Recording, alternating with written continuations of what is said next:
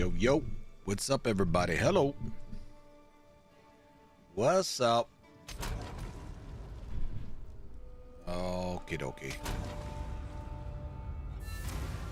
So what we got going on here?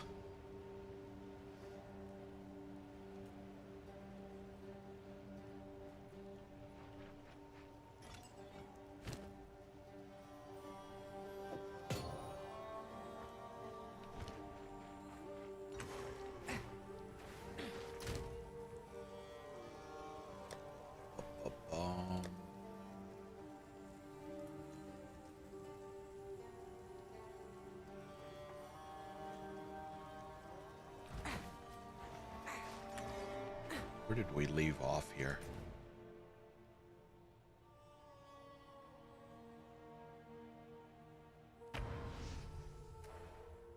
Oh yeah, that's right.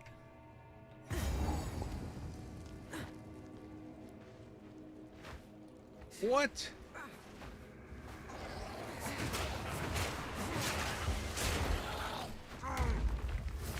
The wind howls.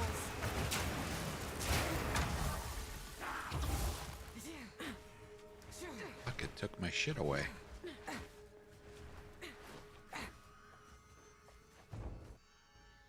All right. Let's see how we go here. Mine.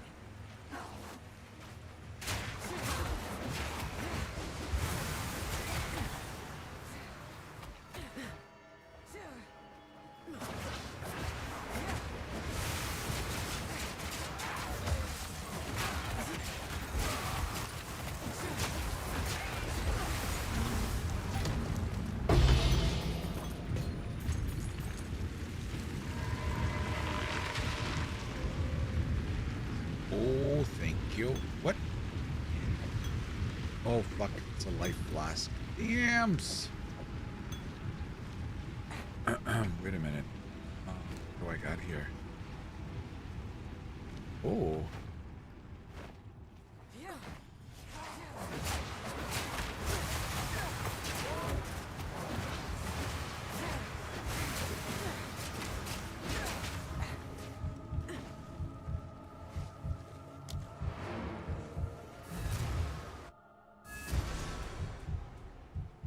Good thing I did that. There's a time and a place for violence.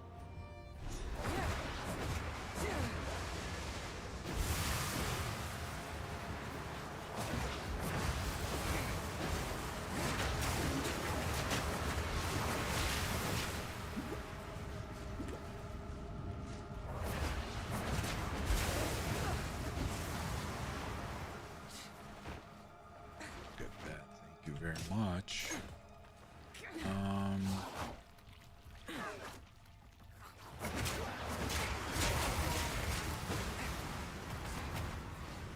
Do I go on the outside then back in?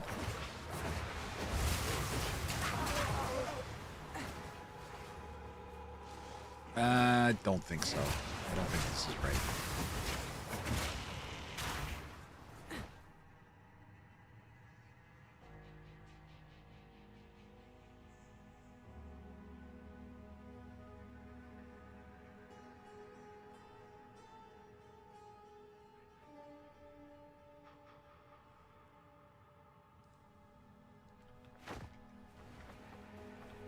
You know what? Since we're going here, let me find out.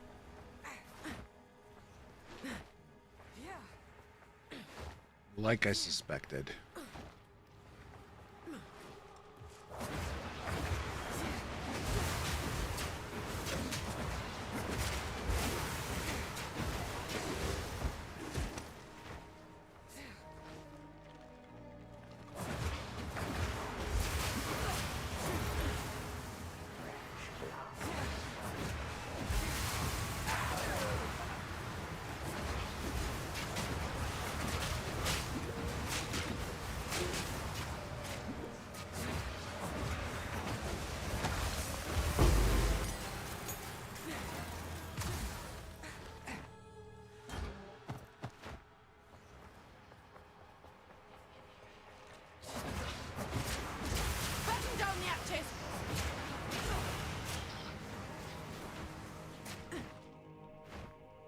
the wall here.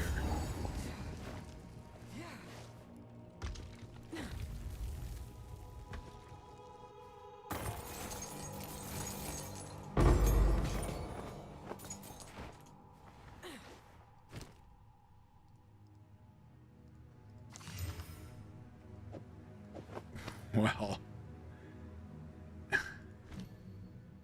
what is this?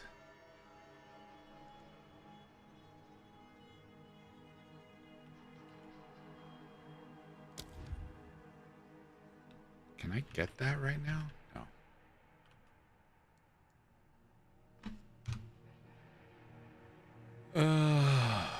Okay.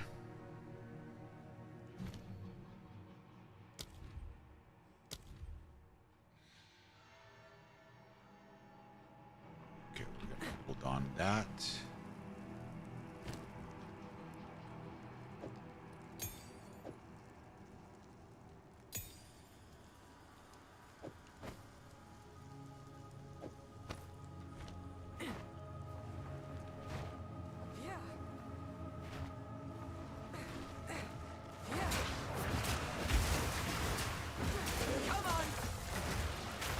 Fucking demolished him.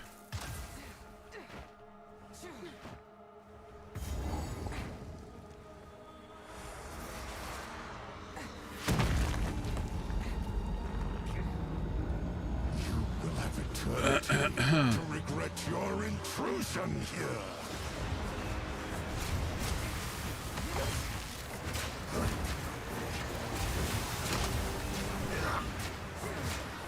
The spirit's hunger. Your meaningless life ends now. Not down.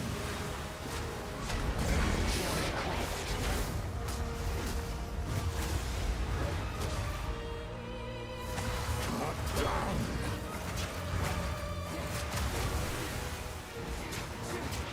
Perish. I will end your meaningless life. Not down.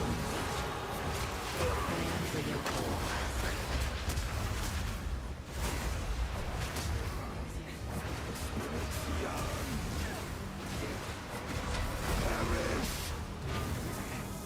Your intrusion will be punished.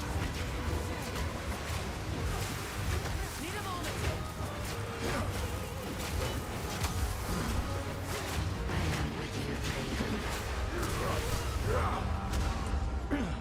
I dodged, but I didn't get out of it in time. For fuck's sakes.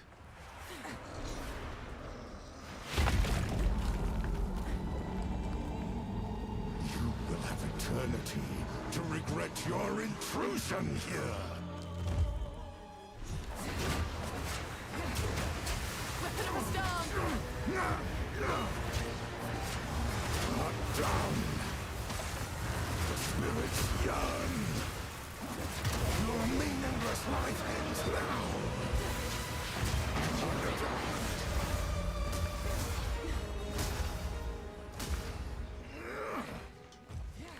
Your meaningless life ends now. Perish your soul. Your meaningless life ends now. Cut down.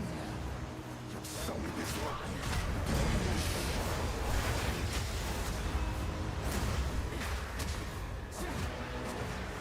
I will end your meaningless life. Cut down. Your soul is mine.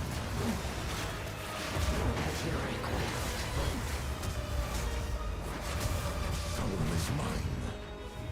Spirit's hunger.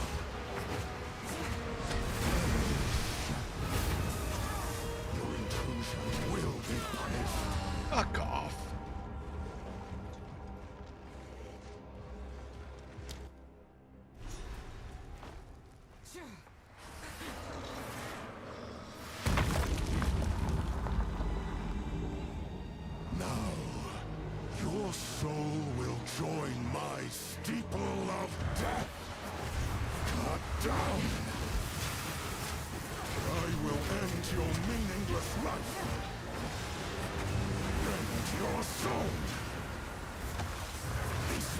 are mine!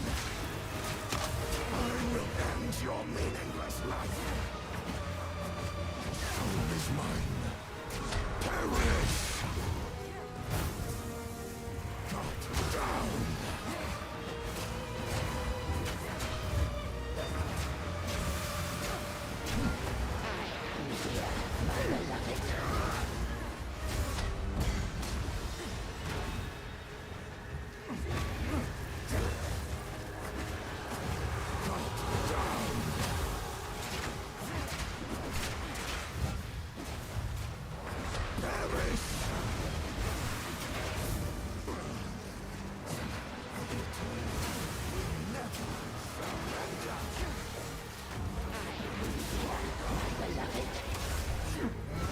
Need a moment. Your soul is mine. Your intrusion will be punished. I am with you.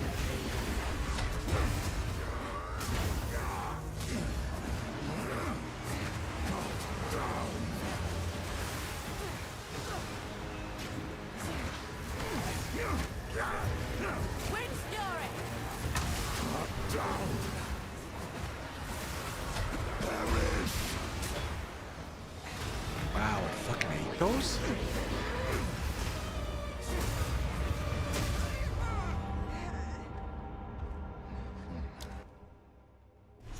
Okay.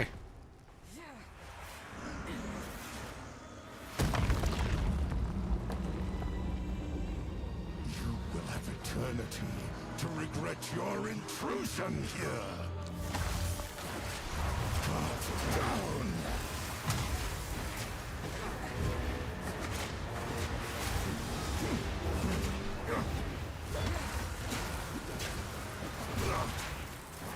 Rend your soul! The spirit's hunger! Wait! Your meaningless life ends now! Cut down!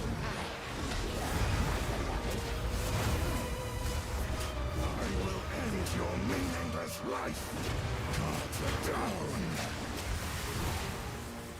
Need more time. Your soul is mine! Rend your soul!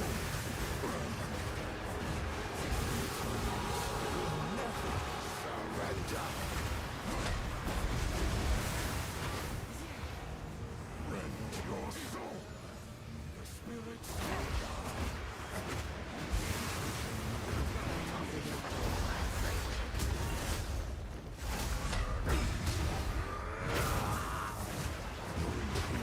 will be punished!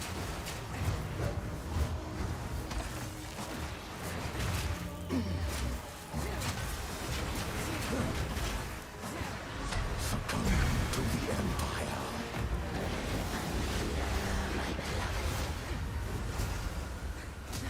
Your soul is mine! I will end your meaningless life! Your soul is mine! Succumb to the Empire!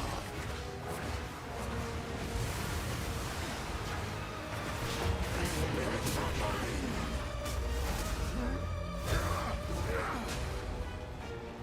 Your meaningless life ends now!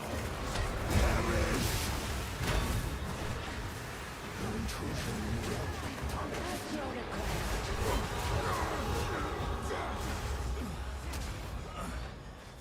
Cut down! Perish! Whipping up a storm!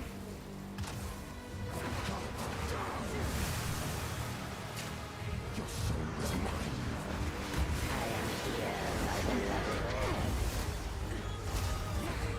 Perish! No longer. Your intrusion will be punished!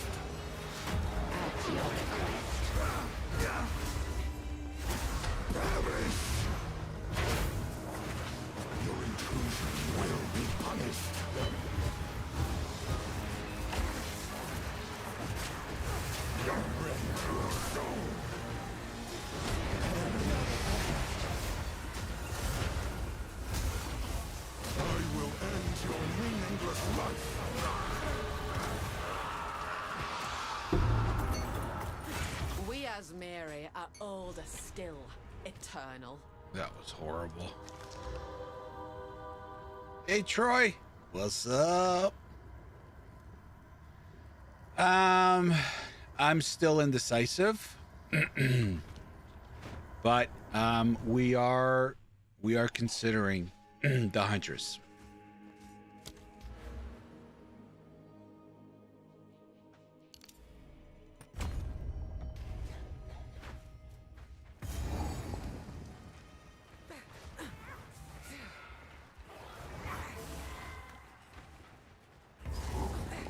So does that mean I get another one? I doubt it. Yeah, I figured. So it takes away that, but it gives me, and it takes away checkpoint that I got.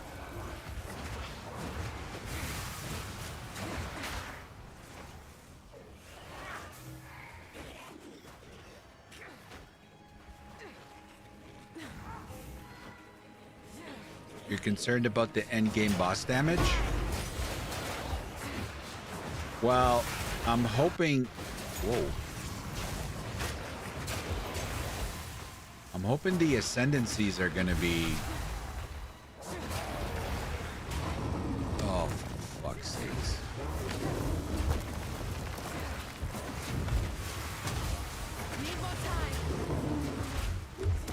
You are going to have companions, right? Depending on what you do. Like, there's a lot of synergies with the companions. So, I'm hoping that's going to compensate.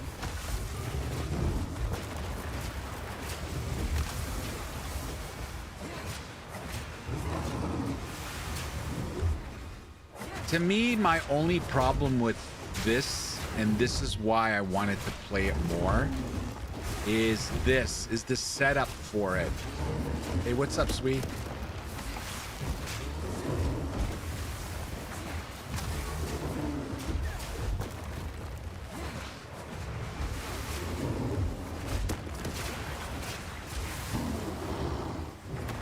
Like the fact that, you know, whirling slash, you got to do it a couple of times. Nothing we pack already. And then, you know, then you got to do Twister, and yeah, you know, that to me is the only thing. Just move around with the whirling slash, yeah. Don't whirl towards enemies.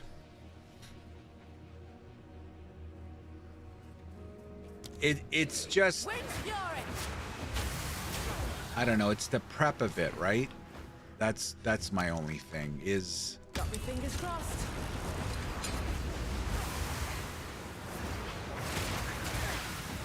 Like, the damage is there per se, but I don't know.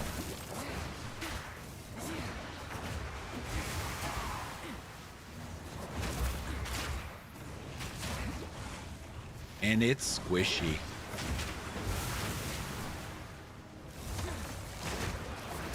But I haven't played it a lot, so maybe it's just me. I'll get better at playing it.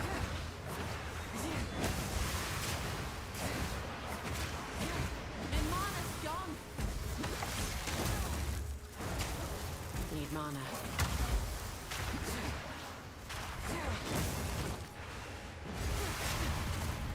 Jesus, thank you.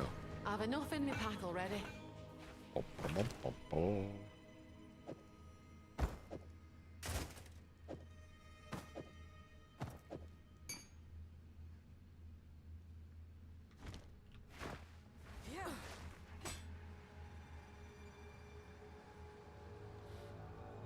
Your mouse is very close. You can dash small with whirling slash. Can't dash if your mouse is close, I mean.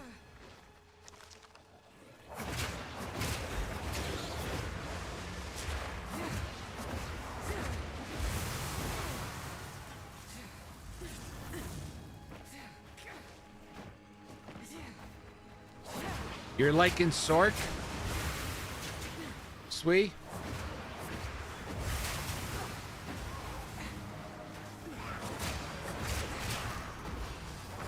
Return, tender thing.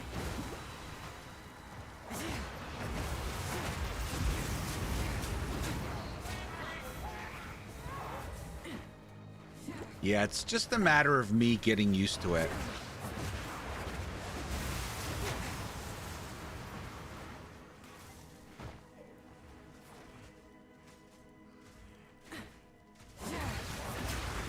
I already did that. I already did that. Clicked. Clicked. Oh, it's not here. I already got... I'm not moving.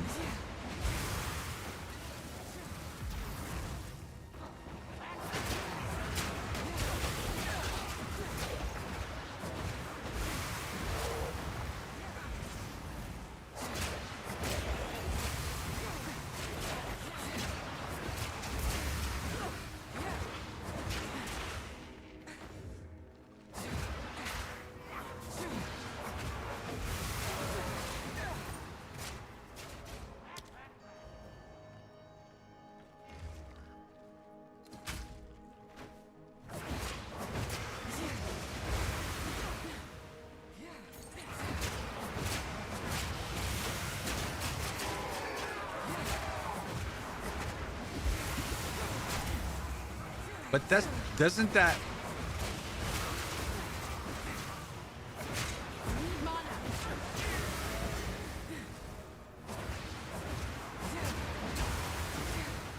So wait a minute, the whirling slashes don't need to be on top of each other?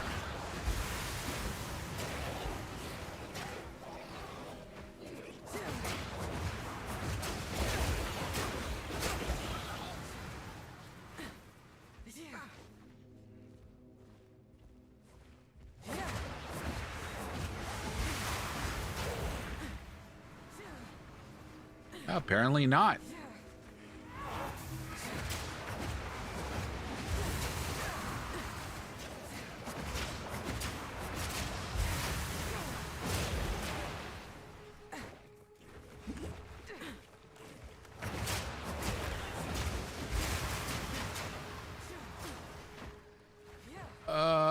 Museum. I don't think it's over here, is it? Anyway, I don't know. As usual, it's gonna be a game time decision, I think. I don't know. Time this tomb earned its name and kept the praetor's wife good and buried.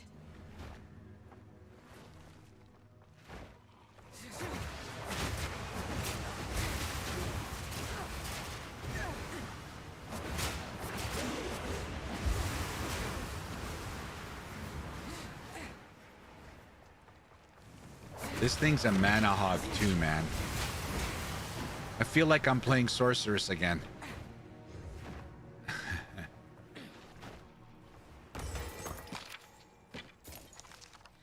Oh, wait a minute.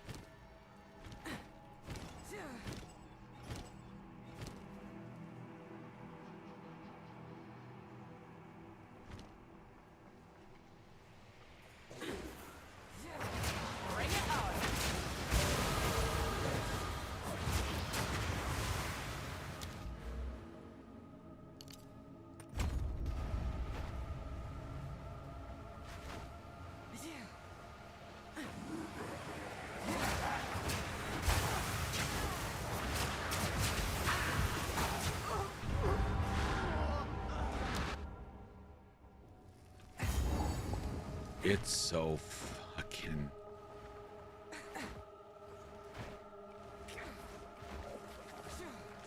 so squishy.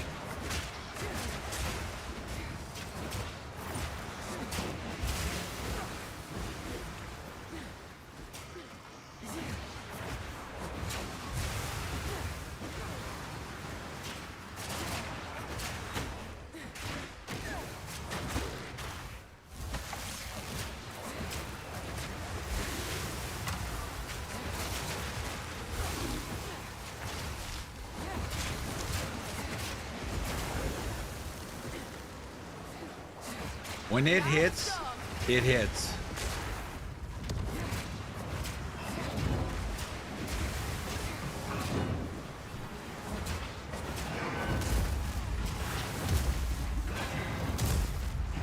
What the fuck?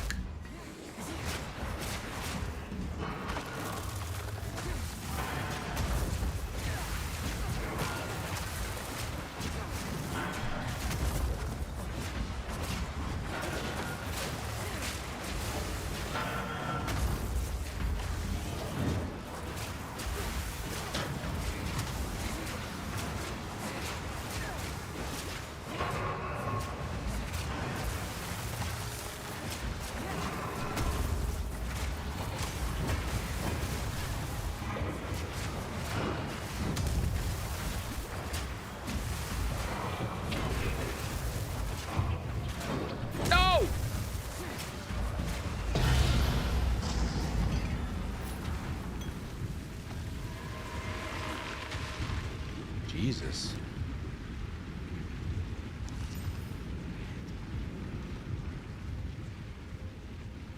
Ay, ay, ay, ay, ay, ay.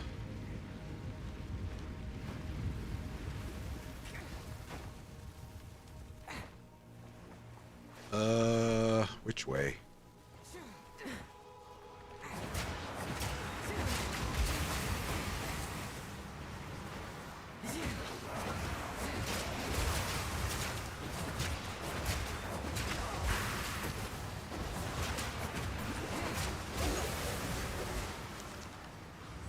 My God.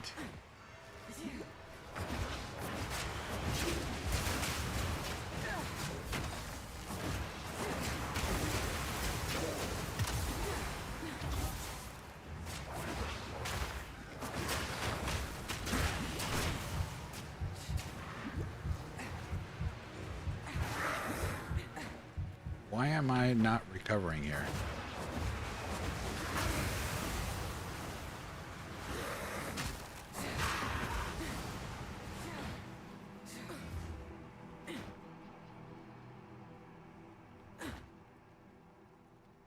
On later levels, you just pick up Barrage. That's about it. It's a 3-button delete combo.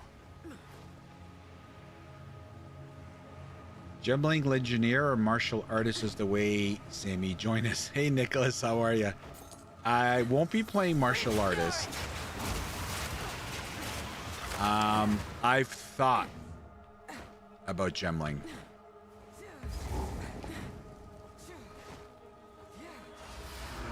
That's another one of my faves. You will never leave this place. Just die already. Right of the fourth moon.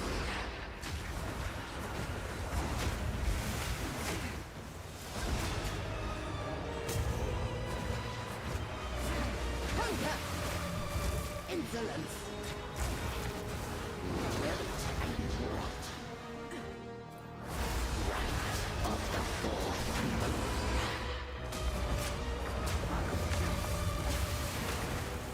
Bow before me. My love, I call to you. Yes, my beloved.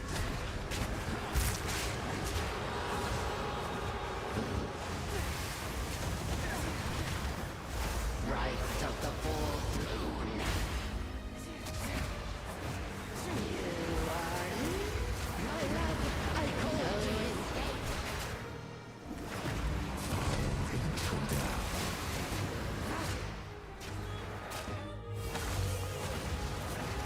No escape. To me, Draven. I just got to get used to playing it. Foul intruder. It feels so uncomfortable for me. Now, my love, I call to you. Insolent. Yes, my beloved. Right of the fourth moon. Draven, I need you. Now, you are mine forever. Right of the Foul intruder. Like you can't deny Witchcraft you couldn't can't save deny ya. the damage. Hand that double as is. Boom, boom.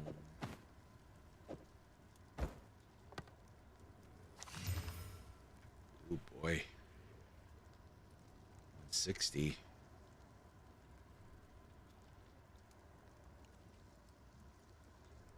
You killed the boss a lot faster than I did.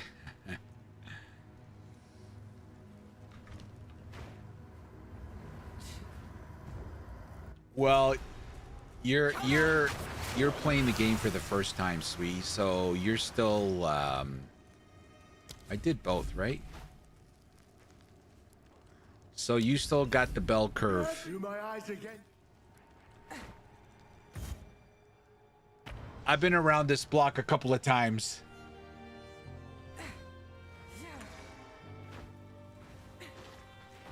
All right, what do we got here?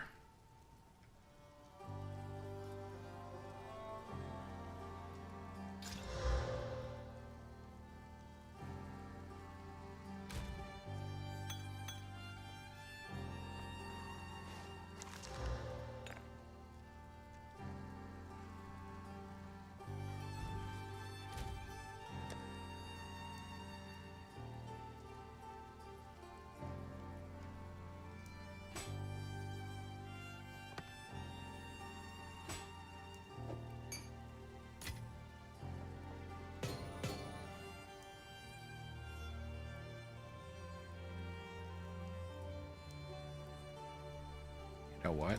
I'm gonna dump that in there.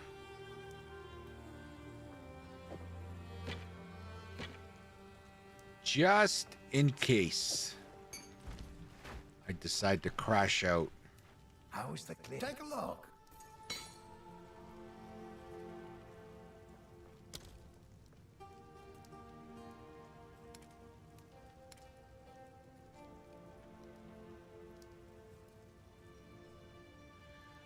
All right. Till next time. I have forgotten to do something. Yeah, we forgot to do something here. Oh no, he comes after. Okay. No, he's gonna come. Okay, I haven't forgotten shit. Nope.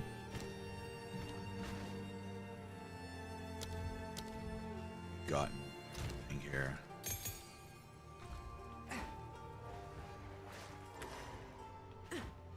What level are we here? Level 2. Oh, we are on 9.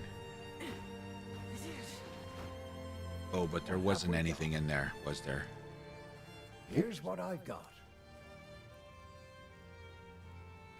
I'm looking at If attack you find a damage. fight out there, do bring it back. Oh, wait a minute. I could definitely improve this. And we do have rings.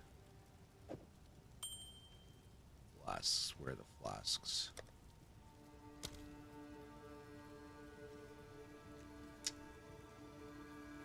Okay. Ooh. Look at this drop. I don't know if I got ES. I kind of want to... I should probably do this without it, to be honest with you. Just to get the idea. At last, it's open. Praise the What do you guys think about the loss, like the leech cap, What is this? the ES nerf? Isabel. What do you guys Walker, think? Callum. The family of Count You think evasion is playable, full evasion, or should you do armor evasion? They're dead. Those bastard Eternals. I must make them pay. I must make them suffer. The wind howls. Oh shit.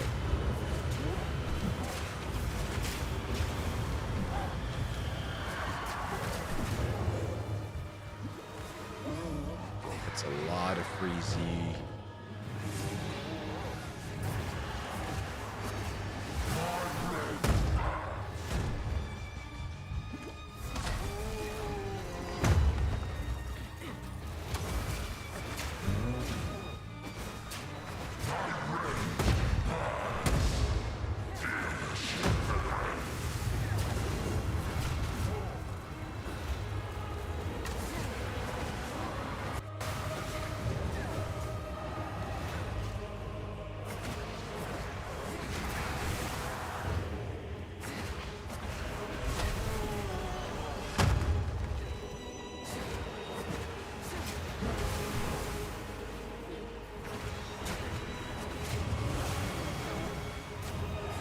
None of those fucking things hit him.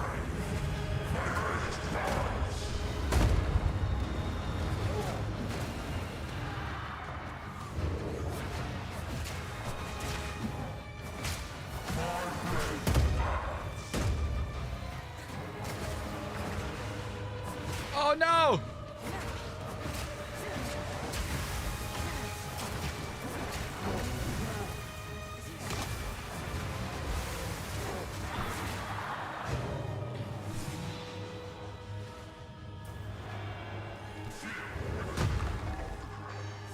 Come to me.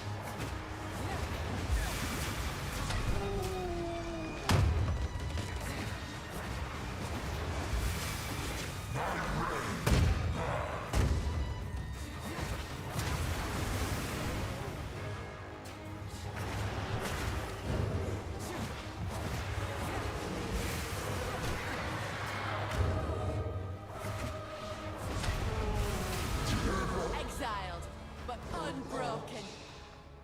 I'm gonna have I'm gonna have a, like, if I play this, I'm gonna have a very interesting start. Zoomancer first start for me. Hey, Book Isle.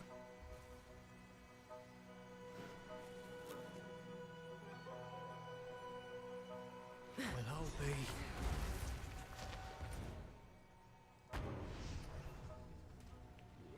Which stash organizer? I would get currency.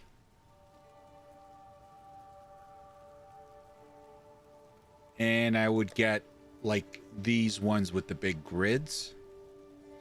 Like maps and stuff you don't need till the end game. Flask.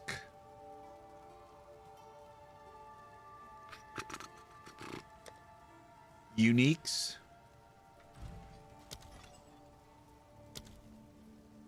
Nothing's on sale right now, right? Nope. Stash tabs. So currency. You don't need this one yet. If you plan on selling,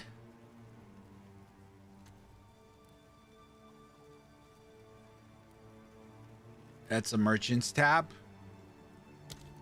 But again, not necessary. No.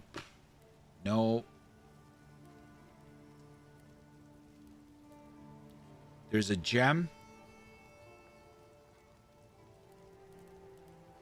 So these are the premium.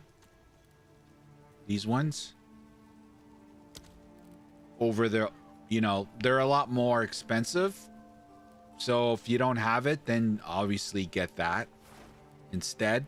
It's just that you can see the difference, right? This is that. These are the big grids. And these are the small grids. Just holds more. You found the... Oh, currency for sure. It's probably the first one you want to get. Spirits in the hell do I see? Well, you pay them a visit. Later. Hey, Book Isle, welcome, bro. I don't know how to... It's in my... Oh. This. Yeah. So if we are...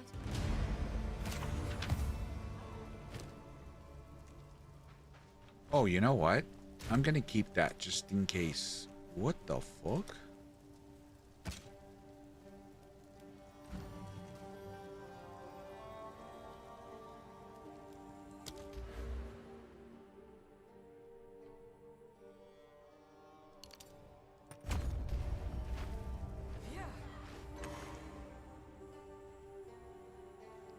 Wish you could expand your backpack space. No. It is what it is.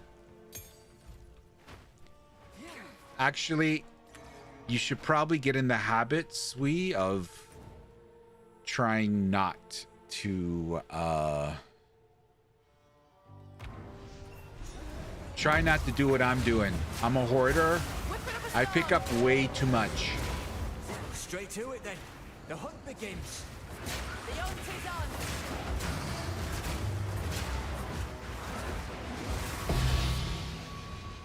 What the fudge? Stay on it. This here tells a story.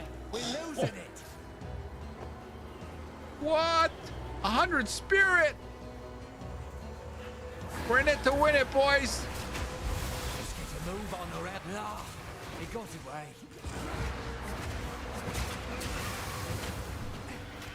Look at this shit.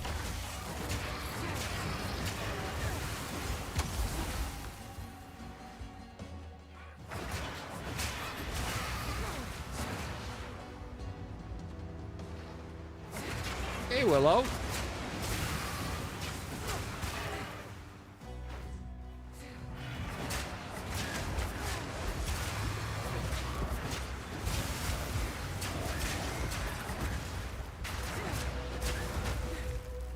Wait a minute. Why is it saying I'm using 100 of 100 spirit? Wait a minute. Did I read that wrong?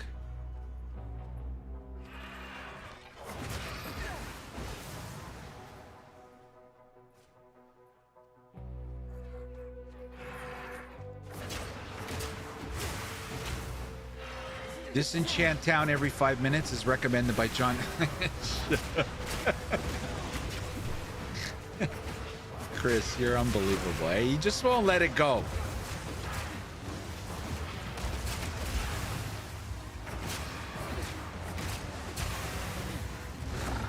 You've mainly been selling everything you pick up?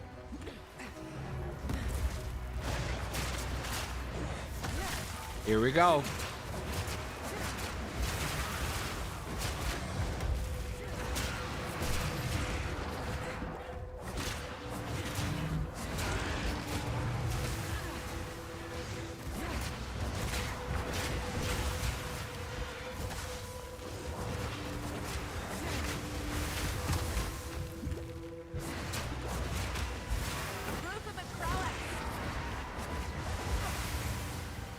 Guys.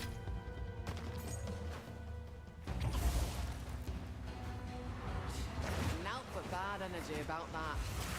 I should ask Finn what's what.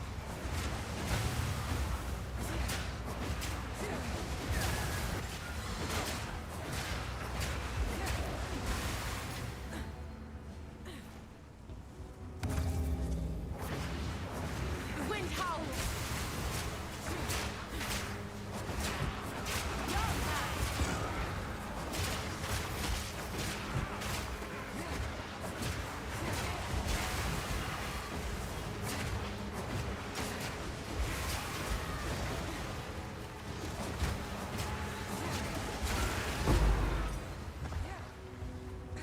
Another hunting spear, huh?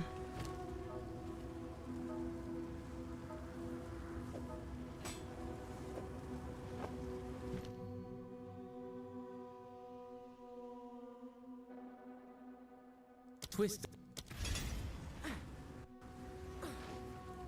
I remember when he was like, all these people have currency issues. He never has. Okay, I also have to play a build that I can engage with chat. I have to think of that too, guys.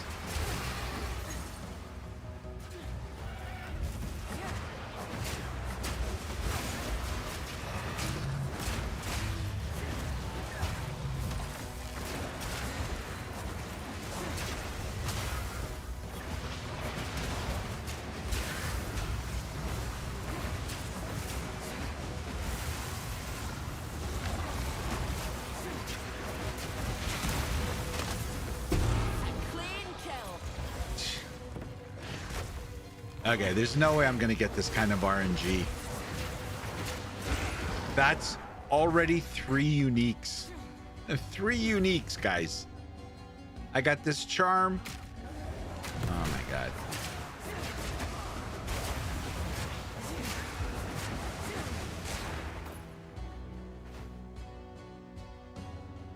You have 2,000 divs from last league, Willow? Wow. Oh shit.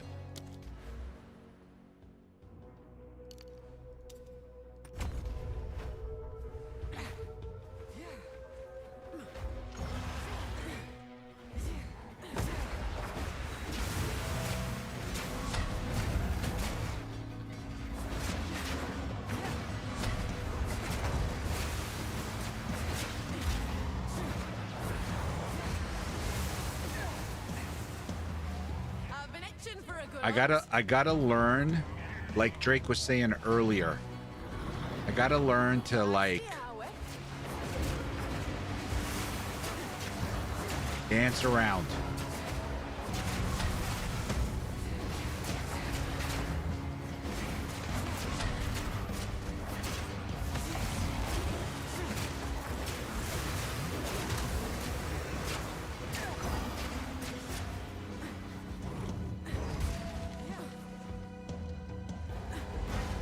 $2,709. I guess you had a good league. Let me guess. Did you have a snake? The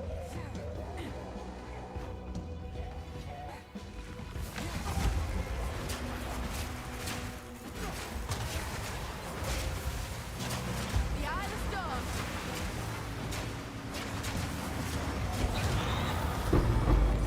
There's no beast alive can best What me. is going on?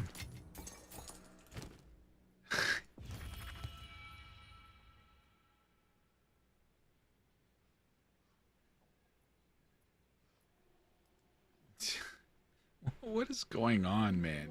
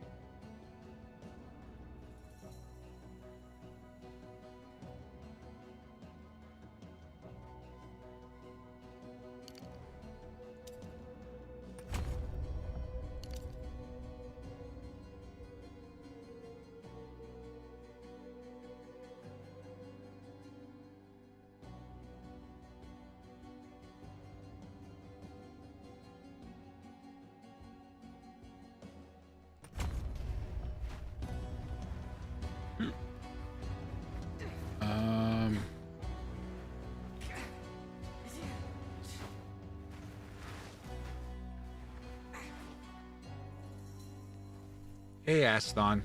There's so many builds I want to try out in 05. I have to start learning how to speedrun campaign. Well, everything's changing, the layouts, and like this, what we know today is going to be all different. Apparently, a lot of the zones changed, so we'll see how that goes. But, you know, the fact that they added those quality of life with the hints and stuff like that, kind of showing us what direction to go to next. They shortened some of the zones. Am I going to Ogon Farce? Like Act 3. I think, hopefully anyway, I hope I'm over here, right? No, Freyhorn, we don't do now. I hope that the campaign is not going to be as monotonous. You know what I mean? Which way should I go? Never know which way to go here.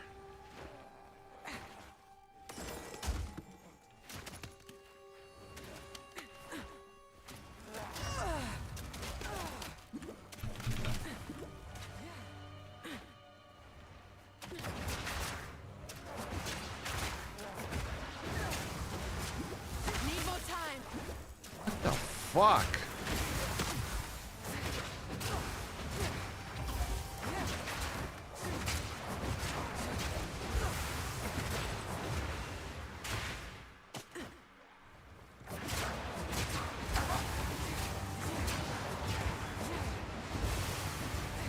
Okay, who ran away? Who ran away?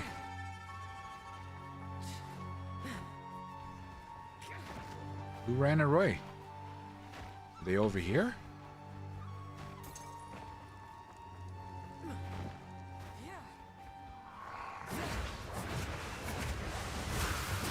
The hunt is on.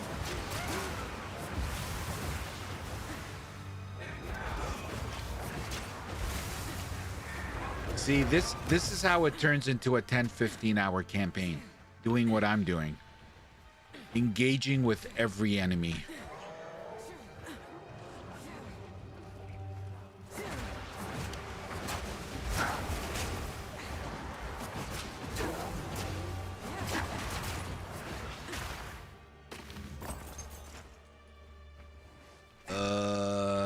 Maybe it's up here.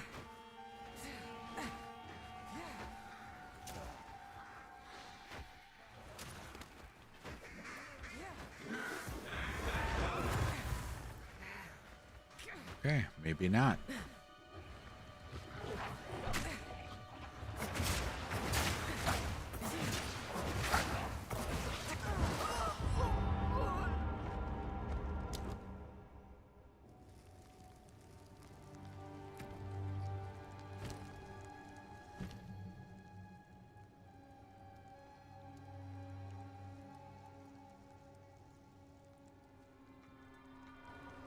I don't have one.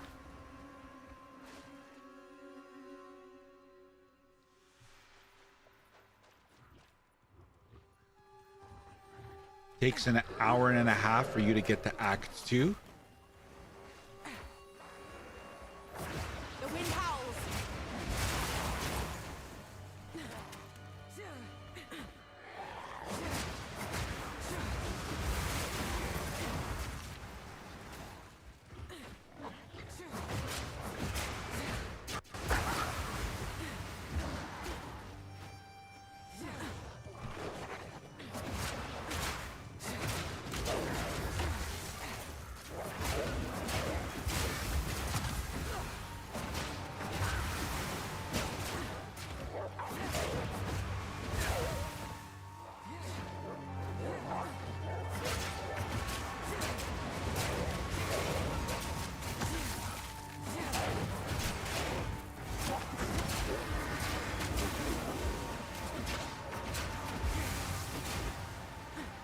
Literally right beside the fucker. I can tell you right now, like, as far as the league start, we're gonna have the new league mechanic, Not make the journey home like that. which that in itself, stopping for that, engaging with Do not that, thank me for this, no picking, doubt. you know, what you want for a reward. Like, I don't know. I just see the first playthrough for me anyway. Okay, we got that. So hopefully we go this way. I don't think it's gonna be. I don't think it's gonna be like a 5 hour to maps.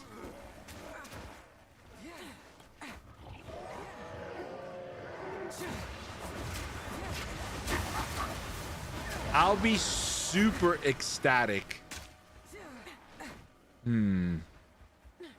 If I'm in maps.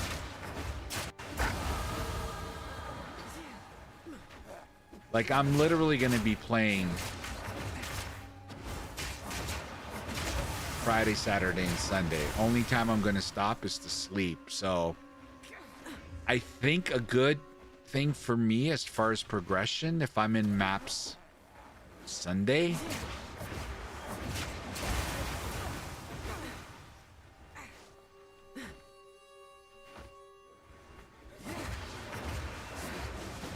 no, it should be quicker than that.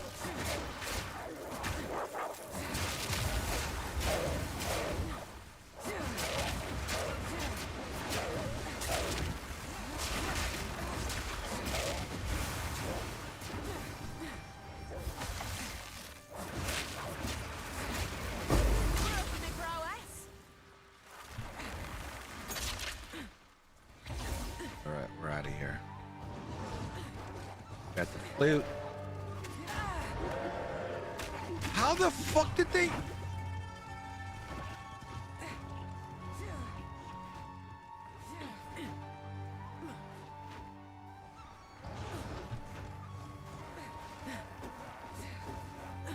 Really?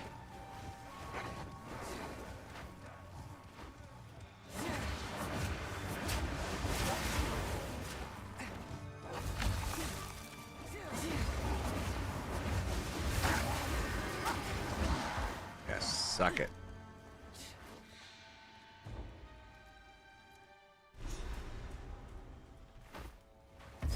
Nary an inch spared the flame.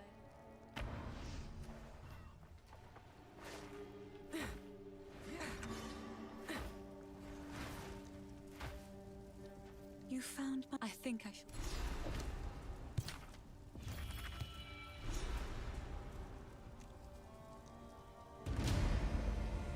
Still too many unknowns, like the Kalguran skills. Oh yeah, all the ruins. Haunt us both. Like, there's so much. There's so much until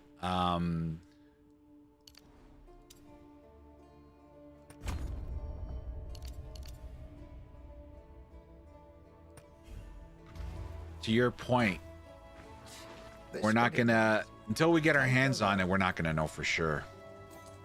Deal.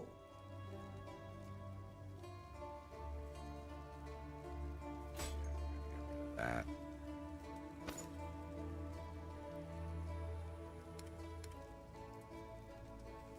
What's my attack speed on that one? 168. 160, 160.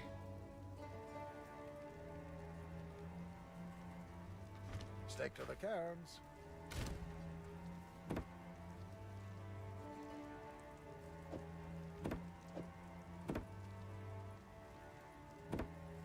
Say what?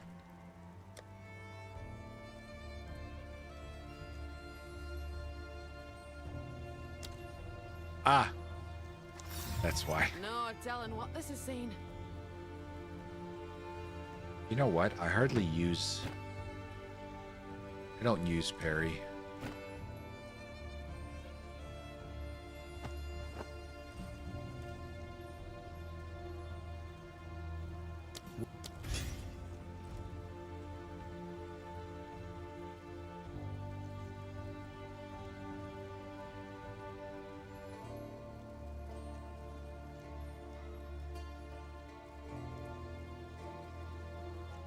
A 90 CPTE 60. So what's the most hype new thing you're all excited about? Like top 3? Number 1 is like the end game. The foundation that it looks like it's going to be. The fact that it looks like, again, I might be wrong, but it looks like finally the end game has something that we can sink our teeth in. And I'll lump it all together. I love the... I'm really happy they stuck with the infinite world. I know a lot of people don't like the infinite world, but I think they don't like it right now because it's just an empty void in the sense that you don't know where to... Like, it's just... It seems like you're walking down an endless road all the time, right? Now with the fixed locations, so we'll know, okay, the fortress is north, you know, this content is west, this content is east. So then all there is to do. So that's what I'm most excited about, just because we've been lacking it since since December 6th. So that to me is the most exciting. What else? Number 2 is the fact that there's so many options of what to play. That's exciting to me. So knowing that if let's say I stick with Twister and I go with it and I don't like it, I hate it, I know there's other options out there that are going to be, I'm excited. So the build diversity, excited about that. What's number 3?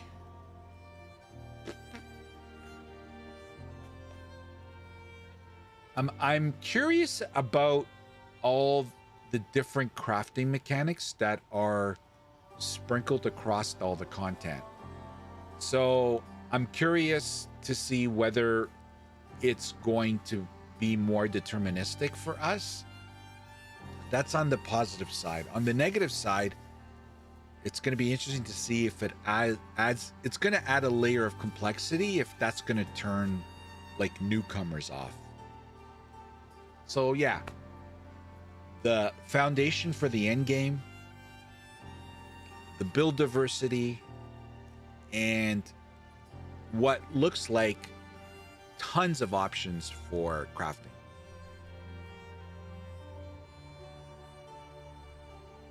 The rework, the exhibition, the ocean, whole end game tweaks. Yeah, expedition and exploration of the sea, quest line, and all that fun stuff. That, You've caught me. Bye then. you know, it's hard How just can to I pick 3. Anything take your But fancy? yeah. Didn't I just check this? Yeah, I did. See, you see why I take forever? That's why. What do I got here? Okay, let me go here.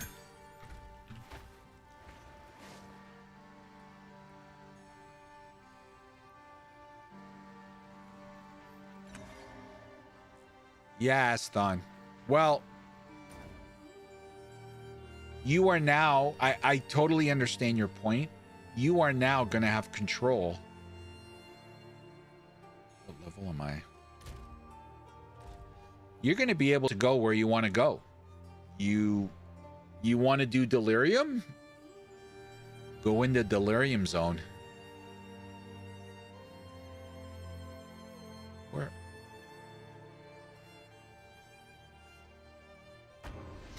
But I understand. Within that, oh, I gotta find Freyhorn. That's right. That's what I missed here. Good. Good thing I checked the map. But I understand. What you're saying is within that area, there's gonna be map layouts that are not. They're not great for Delirium. I totally get it.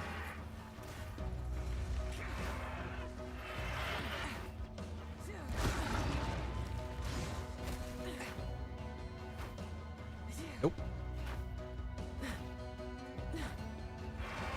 You know, I'm also excited about the Masters of the Atlas. I want to see, it's going to be very interesting to see if those three things, you know, Wind's fury! those 3 masters and the buffs that we're going to get. Which we can select which ones. We have to earn them, of course. Where the fuck is the way? Oh, there it is. Thank you. I just came here to get the waypoint.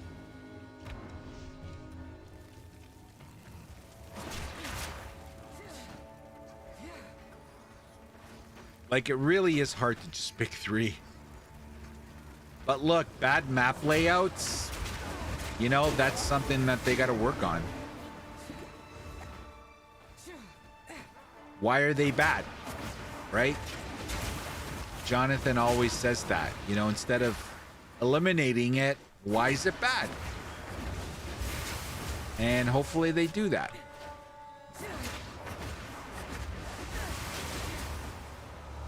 Ritual is probably the best out of all the mechanics in that sense. Worst can happen is you will be trapped. Be trapped in a small area. That is guaranteed to happen. That's why I'm not a fan of Ritual. The confined space, I'm claustrophobic, bro. Drives me crazy. And it's like when you go to the casino, man. It's like the house is stacked. You know, it's the same thing with the Viper fight. You know, the fucking area closes in on you. But look, this is... Everything can't be easy. If everything was easy, we'd be bored as shit. Oh my god, I can't stand this.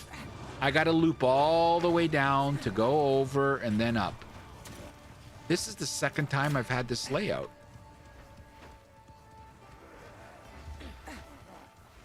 Oh my god. I might die here. Wow, this is a big fucking loop. Look at this. Okay, let's see if it's this way. Wow. We are going around the world. You know, I bitch and moan about all this stuff, but at the end of the day, we'd be bored out of our whoa! We'd be bored out of our minds if it was super easy. We need the like super cringe mechanics sometimes.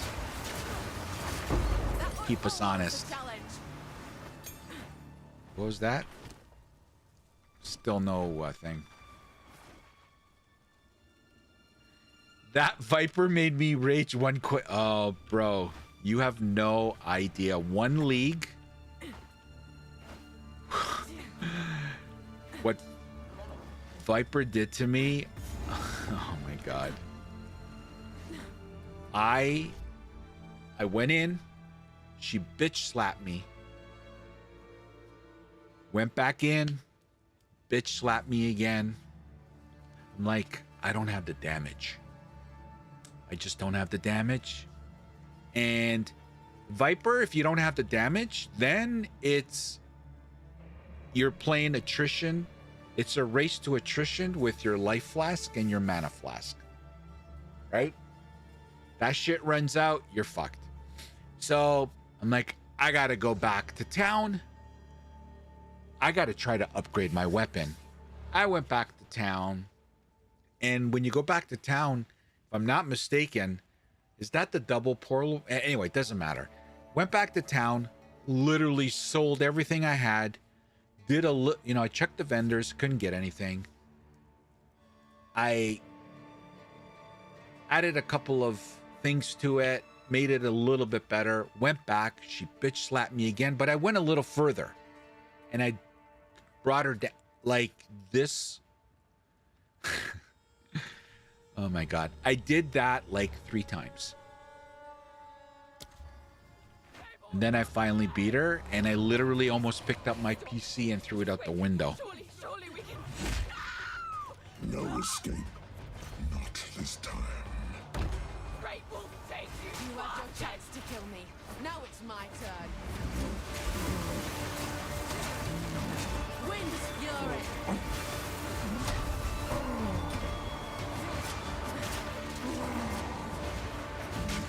Get down. The guillotine. Once. Oh, I lost sight of him. Face your death.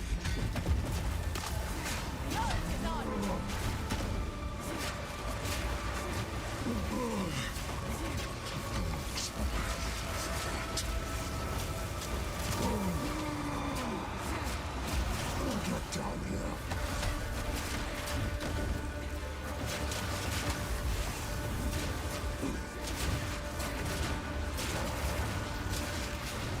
Are you gonna fuck this up, Sammy?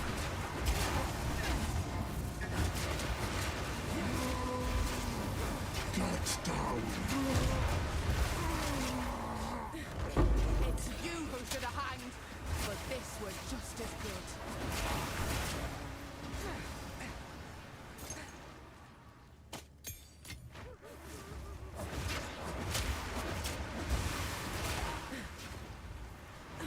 You're dead, asshole.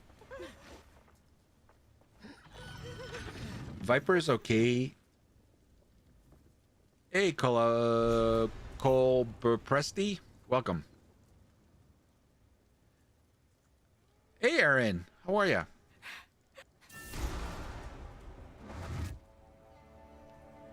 Yeah, the area shrinks and the guards stab you. So, if I read the patch notes correct... Hey, Sir Groovalot! Holy shit, sorry, bro. Hey, Southpaw. I'm going Monk. I haven't played Monk since 01. Yeah, you guys see the new... I'm assuming you guys saw the latest update with the martial artist. The Dreamer showed me a path. But through discipline and training, I have forged my own.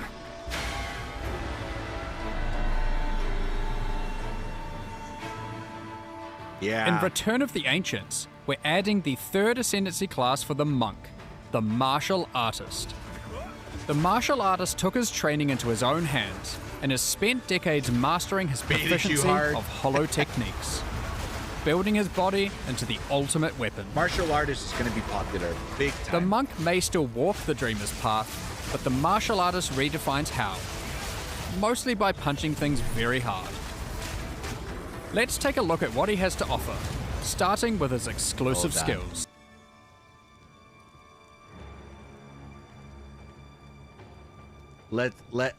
Let's give it its due over here. Hollow Focus rings a death knell for your foes. Ethereal bells constantly appear around you, and hitting them causes them to shatter with a powerful shockwave. Jesus. These bells can always be killed and are always primed for stun, so using them with Killing Palm and Staggering Palm is ultra useful. Oh my god. These bells are also always critically hit. Why does that last bit matter? Well, Hollow Resonance thrives on critical hits. The final step for the bell-centric part of the Martial Artist is strapping a bell to your back, which will ring out whenever you critically hit an enemy, delivering on. damage around you. Both of these bell skills are also quite good at stunning, which will come in handy later. If you prefer keeping your distance from the fray, Hollow Form lets your astral projections do the dirty work for you. What the fuck? While channeling, you constantly spawn clones of yourself that attack with skills of your choice. You can also spend power charges to spawn triple the clones, for maximum damage and maximum ruckus. And for the three of you who are thinking, but what about shapeshifting? Enjoy your meditating wolf. Of course, the martial artist has plenty to offer besides new skills, such as taking pride in his Ezomite training by tattooing runes into his flesh. Runic Meridians gives you 5 extra rune sockets to play with. Perfect for all the I new runes forgot you can about find that. in the Runes of Elder League. Oh shit. If you want to focus on chaining together attacks, Martial Adept and Martial Master are tailor-made for you, generating massive amounts of combo to spend on things like these, and protecting you while you do it. Remember how I mentioned being good at stunning might come in handy? Way of the Mountain covers you in a stony carapace when you immobilize enemies. The stacks are easy come, easy go, but provide massive benefits, causing your attacks to deal a lot more damage, and reducing the damage you take from smaller hits to a tickle. Last, but certainly not least, let's put on some nice normal gloves and... wait, what the heck are these? Way of the Stone Fist transforms any gloves you equip into fists of stone until you take them off. These gloves grant truckloads of evasion and energy shield, but more importantly, they transform the explicit modifiers on the gloves you equip, and yes, it works on everything. This, that, and yep, even these. Needless to say, there's a lot to discover about this. Jesus, Murphy.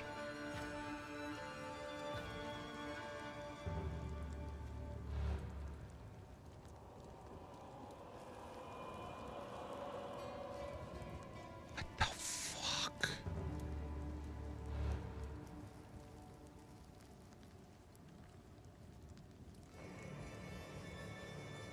Wow. This one. So that's what the class can do, but how does it come together in practice?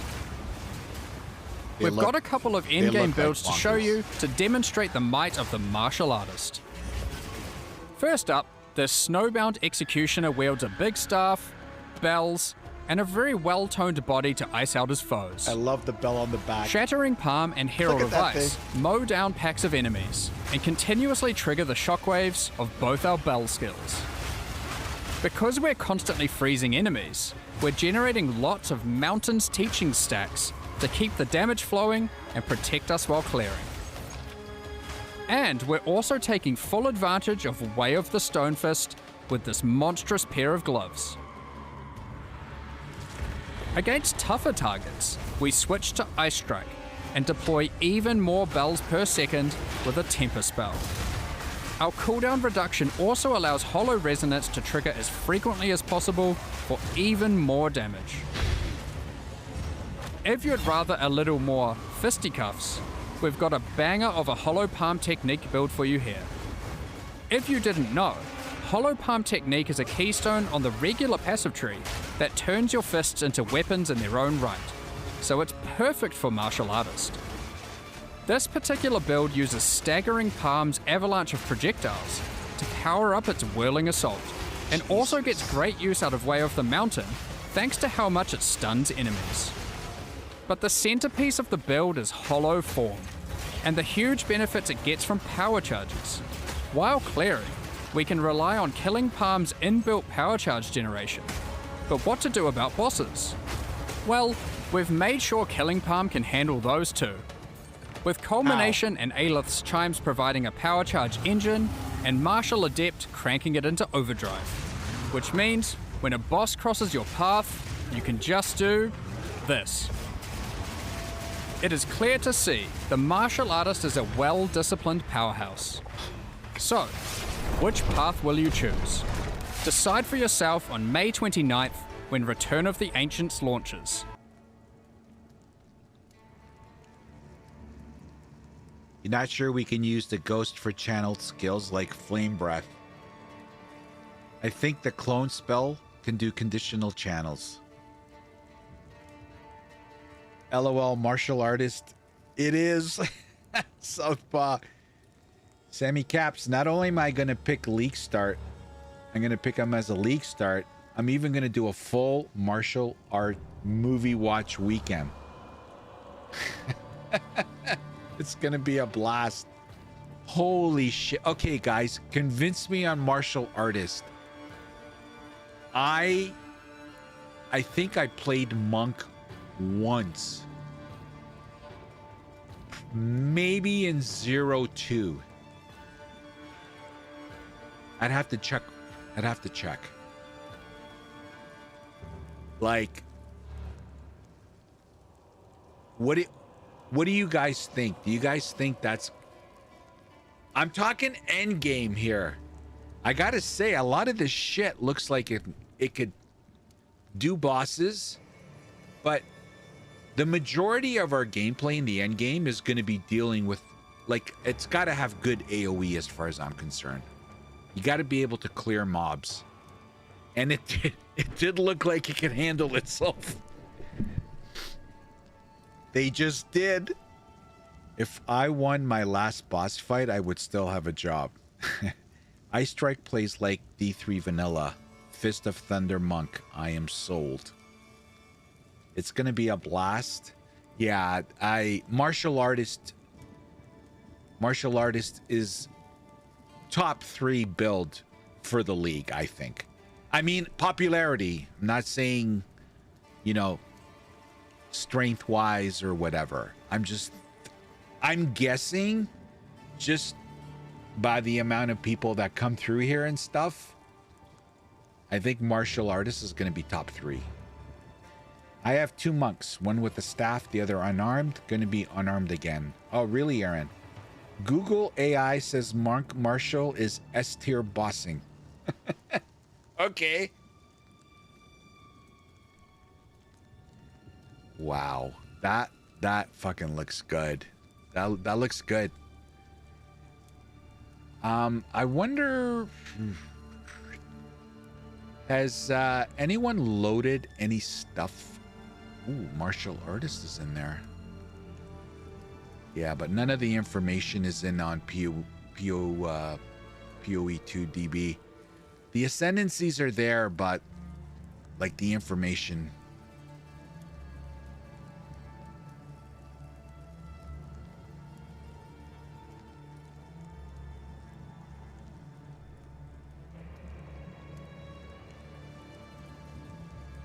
You can call the bells for power charges. You get like 5 power charges and then falling thunder all over the place on some shit.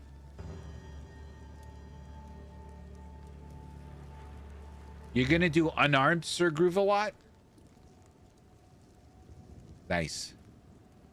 This way you don't have to worry about gear, don't need to think about weapon slotting and stuff like that. Yeah. I don't know, boys. Wind Fury! The thrill of the hunt! That gameplay looked fire, man. It did look fire. But do you see what I mean? Like, look at Twister, right? Like, I have to set up Twister with Whirling Slash. Like, if this was a monk, these guys would be dead already. You know what I mean? This is what my concern is the speed of it.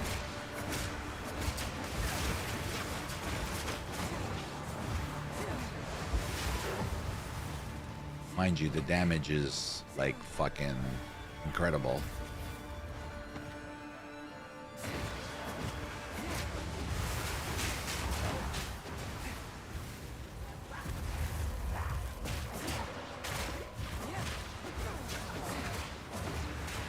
What's the limit on character list size?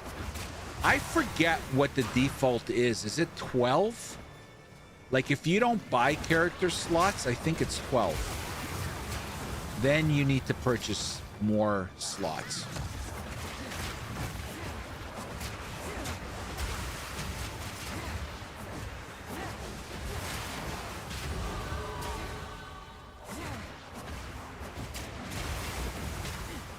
Yeah, it's positioning.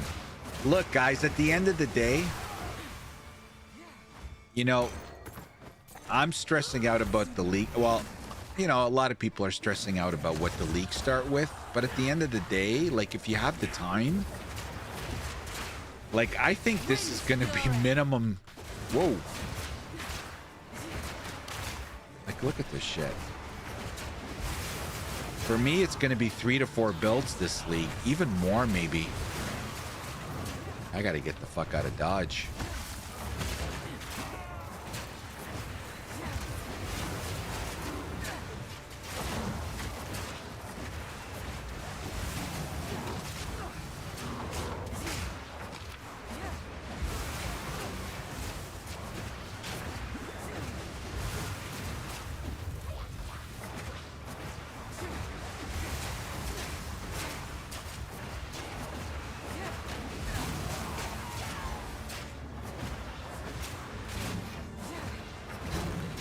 You're going the wrong way, Sammy boy. I don't know, guys. That video is confusing me even more. What did no. You're gonna buy slots, you might need them. Yeah, I've had to delete. I've had to delete many of characters.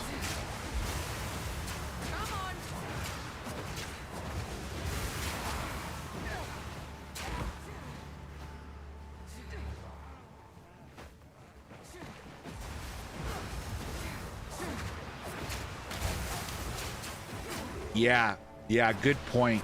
Good point, Cole. Very good point. Like, the next league is going to be 1.0, which is December. Or who knows? It could be November. Who knows? Maybe GGG surprises us. They're going to make the announcement at ExileCon, which is November 7th and 8th. Who knows? Maybe they say end of November 1.0. But I think they're going to want to get the December rush. Like, everyone says December is the month to release content, so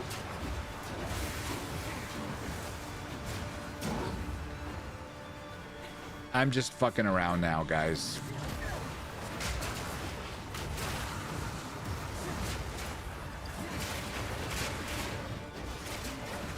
Yeah, that's what I gotta do.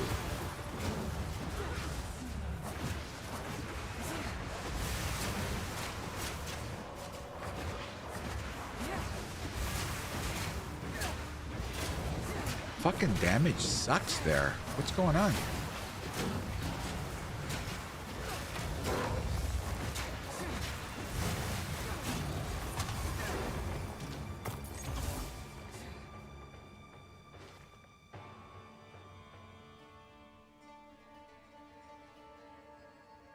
seen the Gemling Engineer video, Gem Quality Information Overload, which was that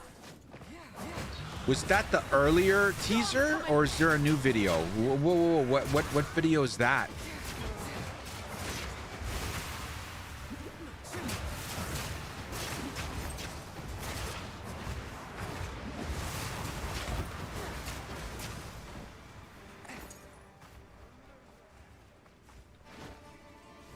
You're talking about the teaser, right?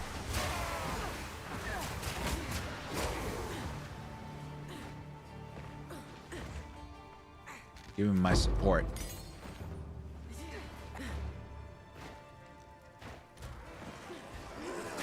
Oh, fuck.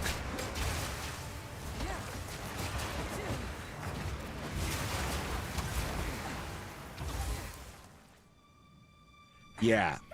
Yes, yeah. I saw it. If I watch it, I'm going to want to play it. I think the trick to not being all over the map and changing my league starter 100 times from now until next week is to not watch any more teasers.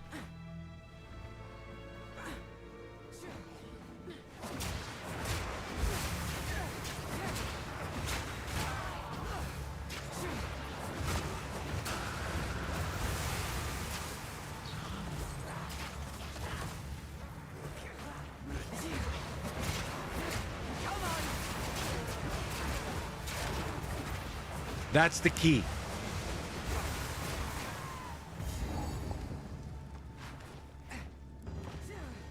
The brain fog becomes real. Yeah, exactly. Because all of us have some certain level of FOMO. Okay? Some of us have 100% FOMO. So they're going to be chasing every teaser. Right? Oh, I'm going to play Twister. Oh, I'm going to play Martial Artist. Oh, I'm going to play Gemling Engineer. Oh, I'm going to play Chrono. You know? And then some of us are a little bit more tempered. But we all have FOMO. Just depends what level of degree. You know what I mean? What happened? Oh my God. What happens if that's the one that's going to crush everything? You know? There is only enter. Why? How's the clearing? Take a look. God. Yeah, it's so funny. You're still scratching. Yep. Hey, man, same with me. I have my heart set on Twisters. And the fact that I'm still questioning it, it's not sitting well with me. So, yeah, we'll see.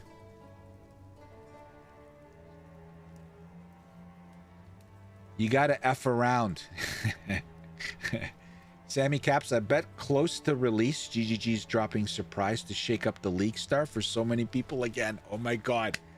Oh my, Sir Groovalot. Fuck, if they do that, I'm gonna go insane. I'm already stressed enough. 155, eh? I think this is where I take. Where am I going here now? Oh no, let me deal with this first. Oh, it's a skill gem. What the fuck was that one called? War banner, right? Can I take that now or not?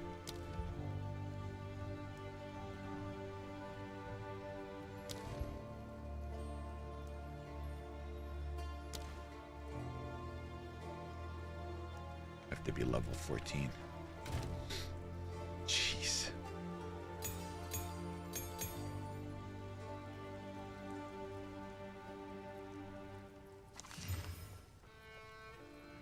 Oh shit. That's gonna help, right?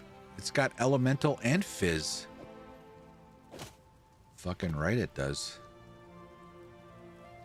Oh my God, I can't believe I still have that. I can't believe I still have that shit.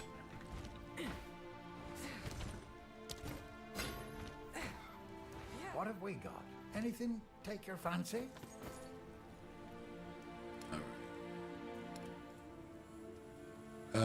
What do I need help? Oh my god, look at my helmet. Shit.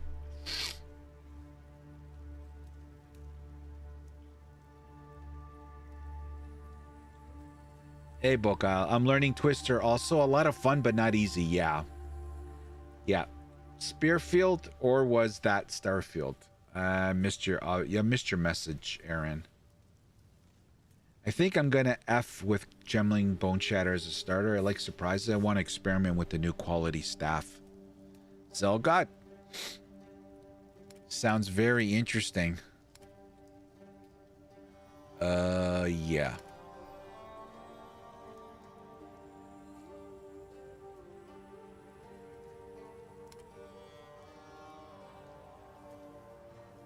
Five. It's level 4.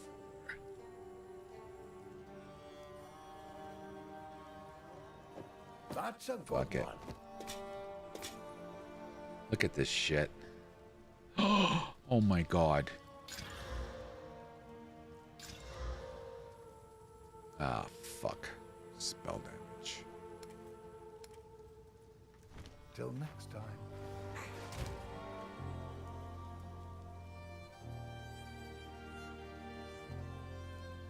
Yeah. Yeah, you want attack speed. So far at 1.68. And then yeah, weapon set 2 damage. Yeah, which I haven't done. Good point. I forgot about that. Oh, we already have this. Do I have any spirit? No, we don't get it until... Yeah.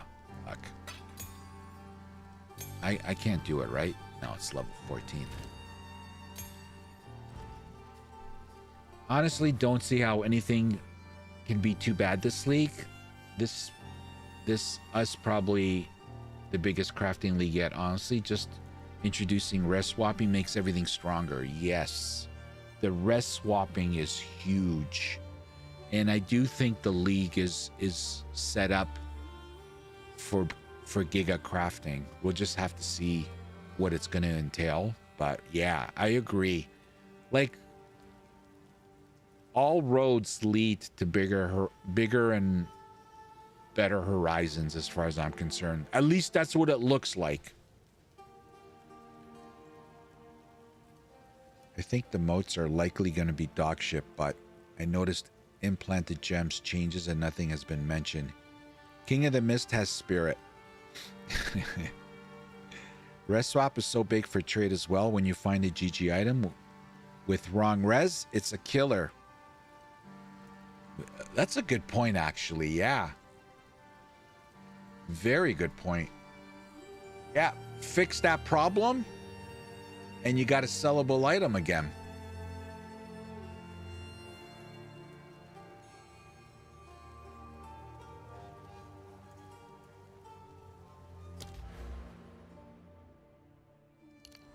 I'm gonna put some of that on there.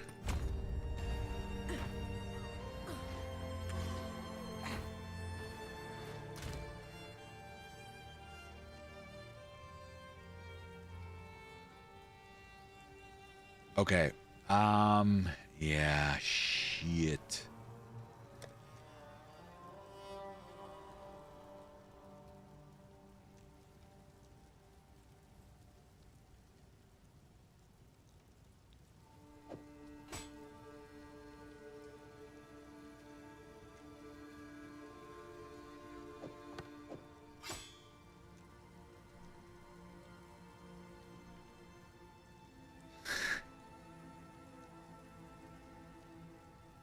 What?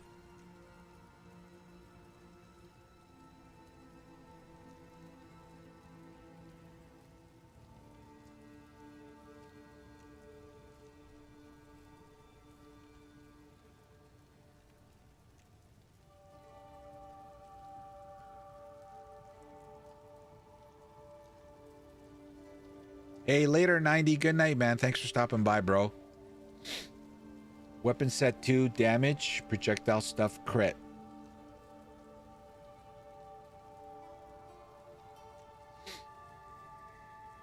Yeah, I don't... Like, I have the currency, but I don't want to use it because this is from some of my other SSF playthroughs, and I don't want to. The unfortunate part is I actually sold a low level one. Anything take your fancy? Yeah, it's gone. Damn it.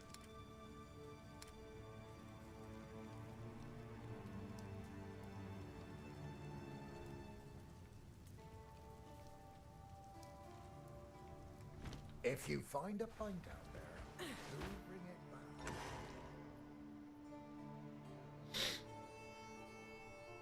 Anyone have any info on gemlings, implanted gems? I saw nothing about the patch notes, but in the video, the satellite nodes are gone that give the plus level skills.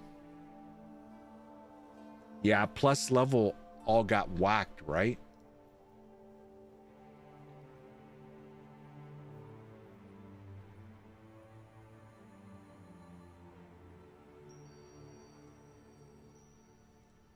Let me check quickly to see if I don't know if anybody's putting out.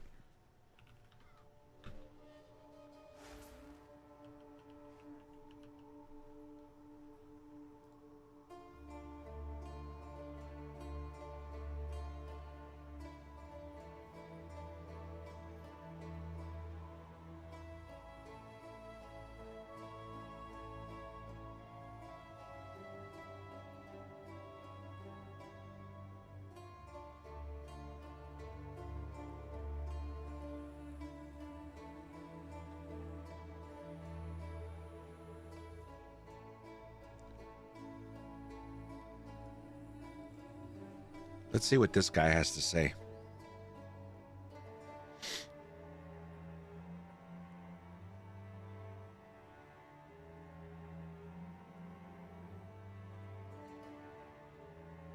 Here we go, guys. More copium.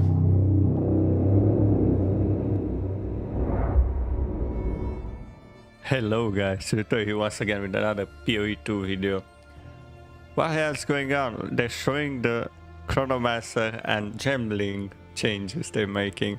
I saw this video, I can tell you, I already saw this video because I was very excited when I saw it as soon as I woke up today.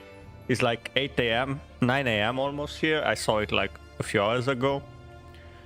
And frankly, about the Gemling changes, I was already saying that I want to play Gemling. Now I'm sold. Mixed basically. feelings on the let's have a look. patch notes. Ancients, we're making several much that's my anticipated impression balance too. changes to the Chronomancer and Gemling Legionnaire Ascendancy classes. Let's take a closer look at some of them. Why am I doing this to myself? Starting with the Gemling Legionnaire, we've expanded on how the Gemling interacts with quality on his gems. Every socketable skill in the game now has an additional quality option available through the advanced Thaumaturgy. Wait, I want to screenshot this one. Just a moment. I want to screenshot it so I see the difference afterward. Okay, do I have a GIMP? Let me open GIMP. Just a moment. I want to see the difference between this and what we have at the moment in game. Let me paste it here. Okay, let's continue on. Ascendancy skill. Once allocated, simply hold Alt while hovering your skill gems to preview an additional bonus granted by Which one is the additional bonus? Also, I see twice corrupted on this one. It has 22 quality from global modifiers, 5% quality from support.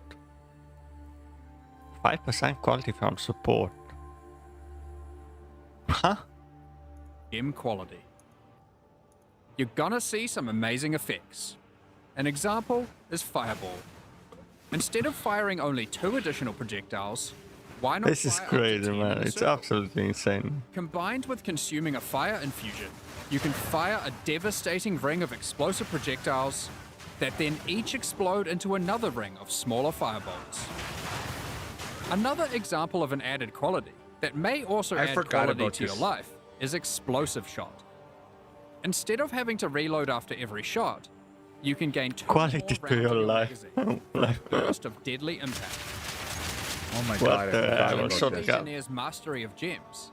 He is also able to conjure a powerful barrier from his socketed skill gems, named Wait.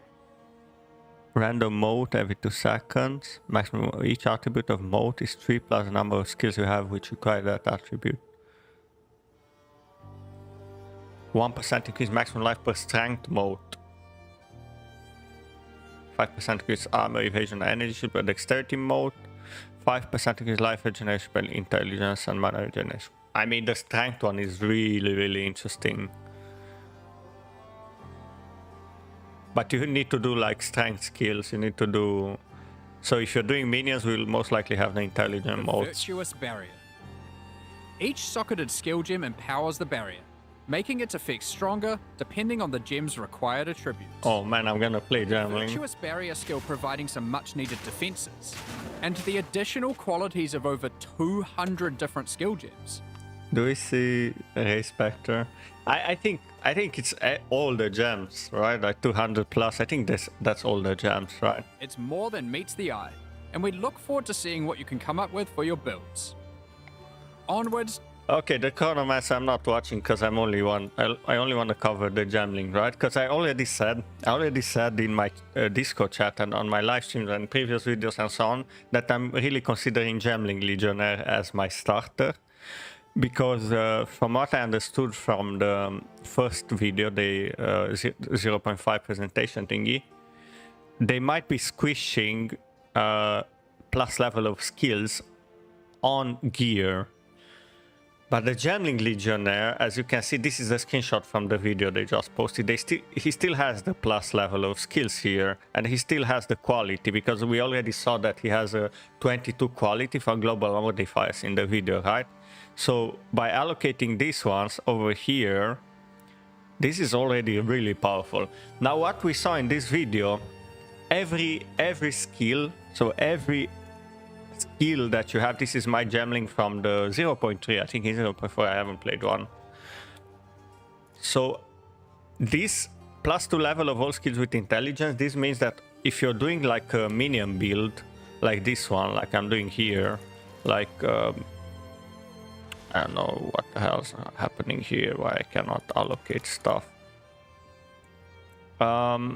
If you're doing like a zoo build, right, and you have one of each, a companion, I don't know what else. You have a master setup, right, with a lot of minions. Like I don't have a whole lot of spirit in this case, right? I have Lost Man Zealots You here. have 324 this is spirit, an old bro. build.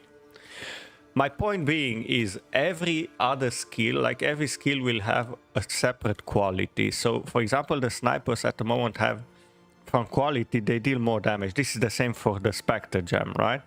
And there will be another one. There will be like another unique, I think unique, Rip Blood for Mage each with skill the gem. leech changes. They'll have another effect from quality. Yeah, they put and a this cap, guy stacks a damage lot cap of on it. quality, right? Like in this one from my build, I have 34% quality, 20% from the gem, and then 14% from the global modifiers, which are, by the way, from here, right? Which seems to be the same here. Is that the same image? Let me have it on the other screen. Wait up. How do I see it? You guys cannot see it on the other screen though. Let me see the passive here. No, this one is no longer there. I think they moved it here. Or here. I don't even know where they moved it. Like the extra quality of all skills. It's different, right? So this one, look at the gems. I think this one was changed for the one with the barrier stuff, right? It doesn't look exactly the same. This one looks exactly the same. This one here. And this one is also changed. The thaumaturgical dynamism is no longer... Oh my god, it actually has it. Power charges, blah, bullshit. That was kind of shit anyway. For minions, I mean. So yeah, that's really, really exciting for this build, right? Because we don't know what the extra quality does, but it was already powerful by the amount of quality you can get. I'm not sure how you're getting it now with the new tree here. The small nodes still look like quality though. This one still looks like extra quality. This one, I'm not sure. Maybe it grants you quality as well as the barrier that was shown in the video, because this one is the same, right? This one is looking the same as this one. The attribute requirements can be satisfied by a highest attribute. So our tree will look something like this part over here. Of course, all of this one, because the +2 is the barrier thing that is prerequisite anyhow for the thaumaturgical dynamism as well. And most likely this one for the attributes, or we have to see what is this in here. Is it gem studded still? Can I see? What is this? Does it look the same? Yeah, it looks the same. Okay. The problem is we need to see exactly how the passive tree will look like. Next. Because, for example, in this case, I was doing something like this. Like you need to use a lot of travel points to even reach some of the minion nodes. Here I have like aura magnitude, because previously it used to work with, there was like this one, right? The Fallen Formation. We no longer have this item. So, yeah. I had the double Idol of Halakesh here. This was an interesting build when I played it, I guess. So yeah, I'm very much excited to do a Gemling Legionnaire going into 0.5. I am not saying for sure this will be my first build, but I'm very, very much inclined to do it, especially that we get extra quality from stuff, right? Like, I'm already fine with getting a +2 for the intelligence gems. I'm already fine on getting the extra quality because the Spectre gem has more damage. Snipers have more damage as well from quality, and we don't know what are the other qualities, so that's also very exciting. So yeah, most likely this will be my starter on 0.5. What you guys think about this one? What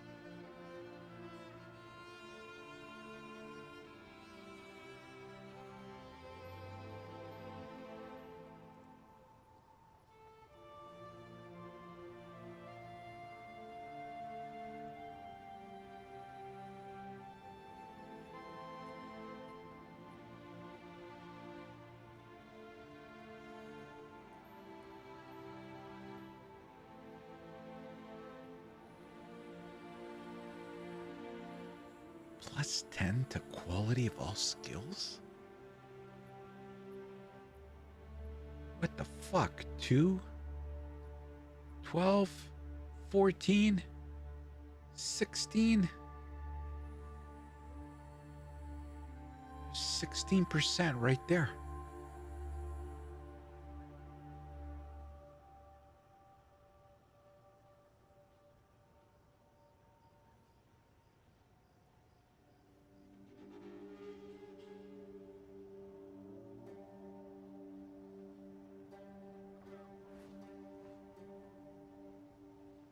Has anyone played this?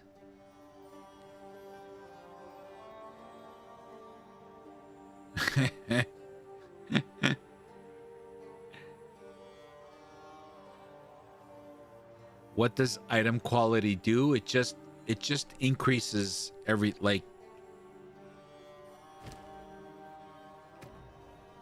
it increases all the attributes, the items, like it just. Has anyone played it?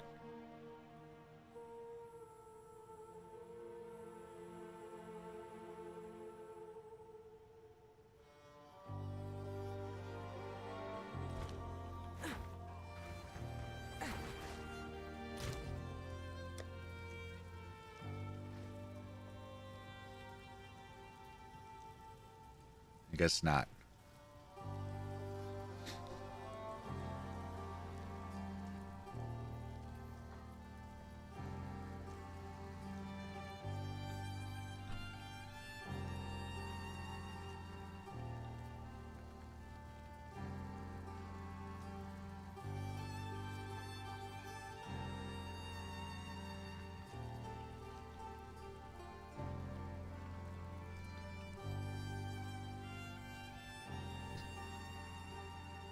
I played Gemling last season, gas arrow with grief lace hood for instant explosion. That was fun, right, Leo?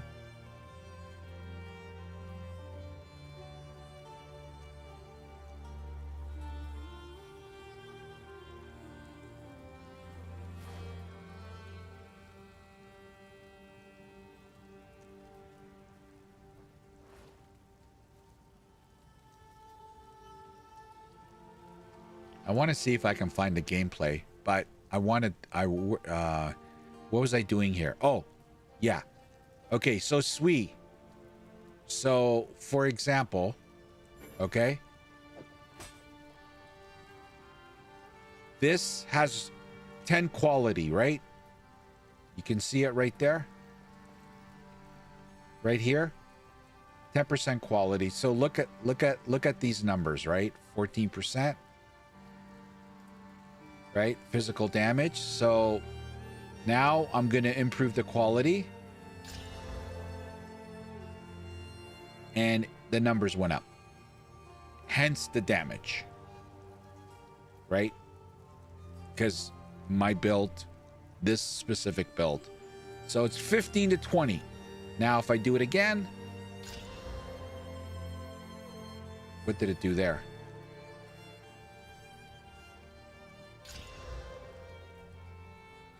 So 15 to 21. So you want to quality your shit. Same thing with all your items. You're just leveling the baseline.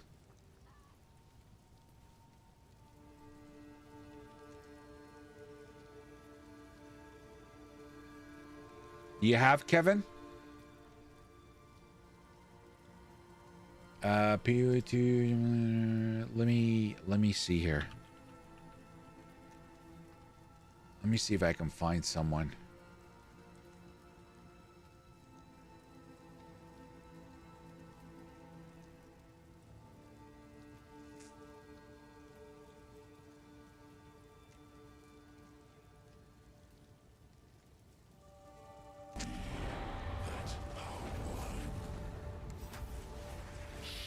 This guy's got a plant. Oh, yo.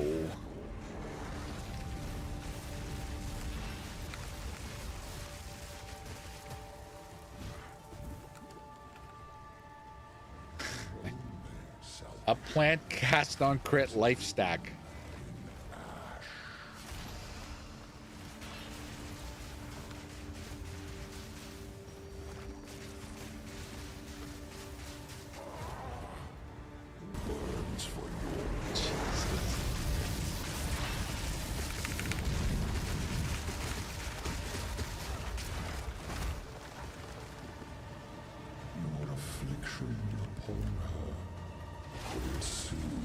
Arbiter of Ash.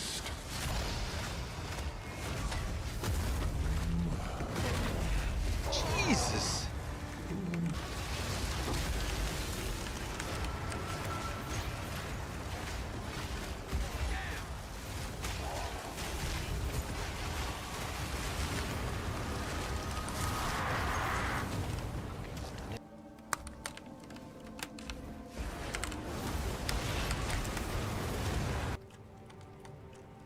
Hello guys, today I'm gonna show you guys how to build a Gemling Legionnaire life stacking plant build with a medium budget around 1000 divine.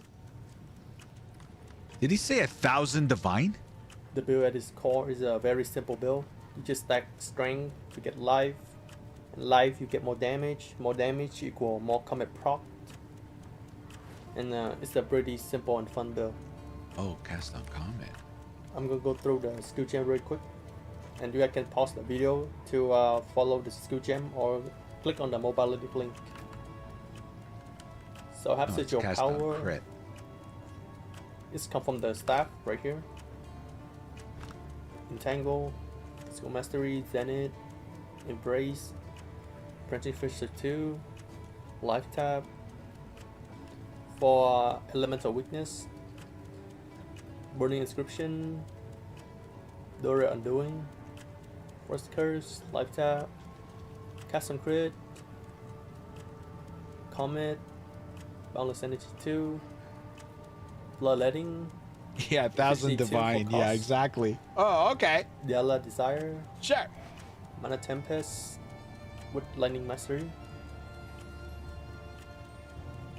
Efficiency, Second Wind, Wind Recovery 2, and Blink. Very typical stuff. Thunderstorm, Shock Conduction, and just All right, bro. All right. Oh my God, we're going deep in. We're going deep into the fucking woods here. Holy shit, guys! I'm going deep into the woods. What do we play? I'm so confused.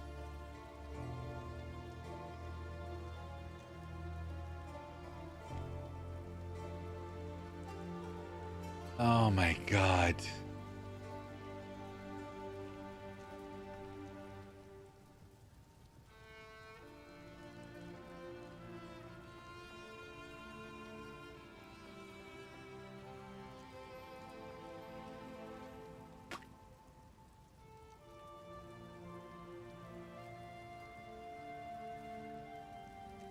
Like, was it even played? Blood Mage, Oracle, Titan, Invoker, Storm, Discipline, Varsha, Amazon Ritual, Rich Hunter, Deadeye, Tactician, Gemling. 3%. Oh my God. Look at the Huntress.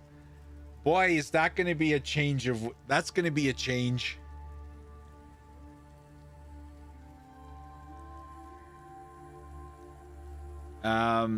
Zelgod, what are my thoughts on what am I leaning towards? Like, I was leaning towards the the Huntress, like Twister.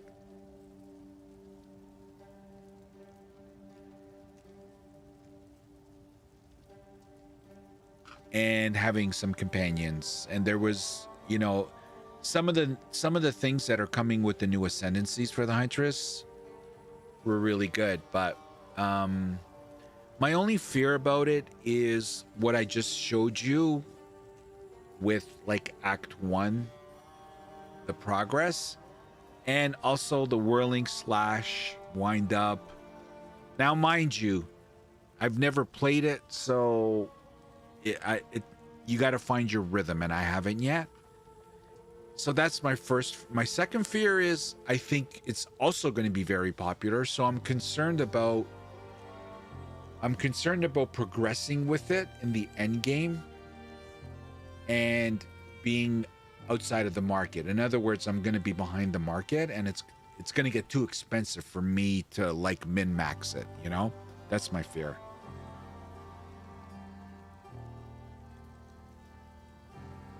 Cirque's still going to be dead last. No nerfs to Twister, though. No. I don't know why they don't give... It's no love for the Sorceress. Yes, I know some stuff. They put in some stuff for Chrono, but some people are saying that it's shit, you know? I don't know. The market is always more expensive if it's popular.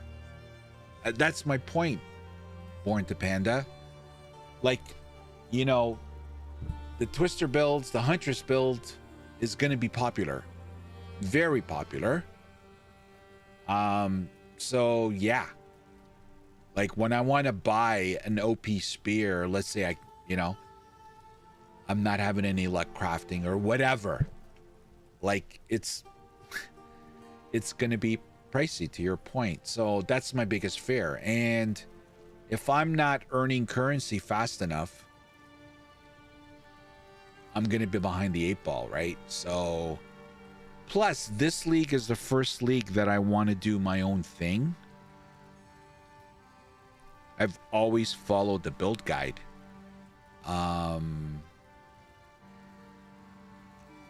So I'm going to be much slower. Plus, with a new league, I'm going to do the mechanics for the league. I'm not going to rush the end. So, like, I'm going to be able... And plus, I'm a slow leveler. All this is a recipe for disaster. 1,000 div is normal. Well, might not be my goal is to get 1,000 before we go into the new league. Almost there. Oh, that's nice. Nice. GGG hates Sorks. They love minions. Yeah, they love minions. They love Well, looks like they tanked fucking melee there with the warrior. But, yeah. Why not play SSF then?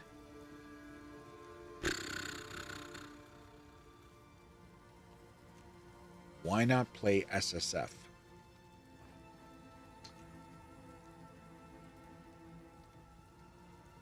I'm worried. So one of the things I have to balance is the fact that I live stream and I create content. So I've already told you why I'm already behind the 8 ball with stuff I just listed. SSF is going to be another mountain to climb for me that potentially adds to that mountain of problems. And it's just content suicide for me.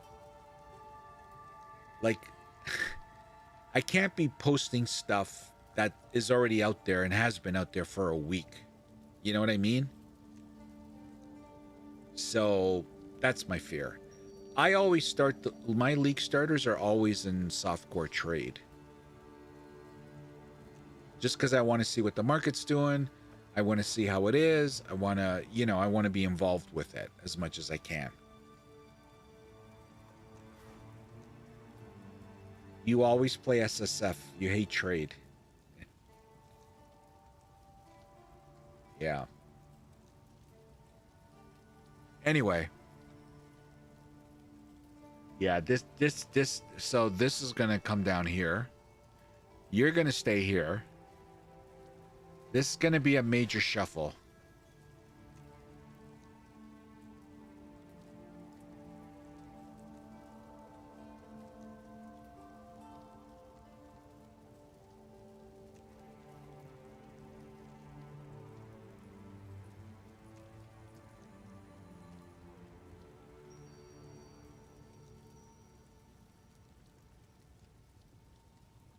Ice Shot, Freezing Mark, Tornado Shot, Herald of Ice, Herald of Ash, Blink, Ray Shield. This guy did like tons of damage.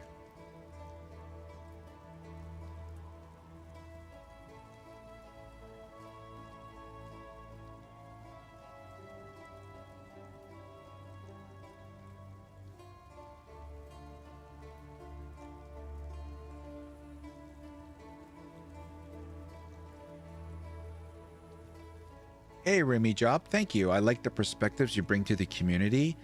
Here's like, I've never been asked, but like, I like to think of myself as someone that is pretty just like a typical gamer, like an average gamer, you know what I mean? Which I think is a big part of the player base. You know, that's how I see myself. I'm not the 10%.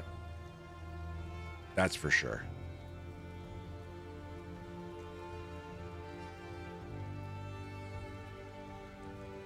Unless you're printing divs by day 5, you're screwed.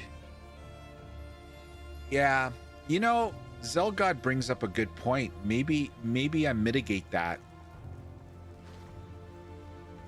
Maybe I mitigate that. So, because SSF also forces you to learn. Right? Make your bed, you lay in it, kind of thing, right? There's no like call a friend for help kind of thing, right? Which is the economy, right? If you can't craft or you don't know how to, execute fully on crafting, but you've been lucky and you've had some good drops, you've made some exalts, and who knows, maybe some divine dropped for you, even, now they're going to be more common. Anyway, you have the currency and you can buy your way out of the problems, right? So I get the SSF comment.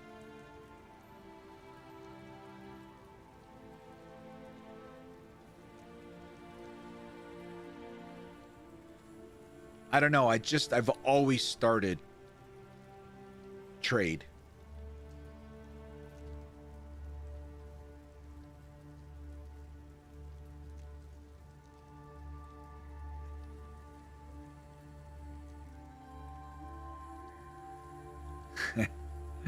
Oh my god. Well, I have 7 days to figure it out. Hey, good night, Aaron. Have a good one, bro.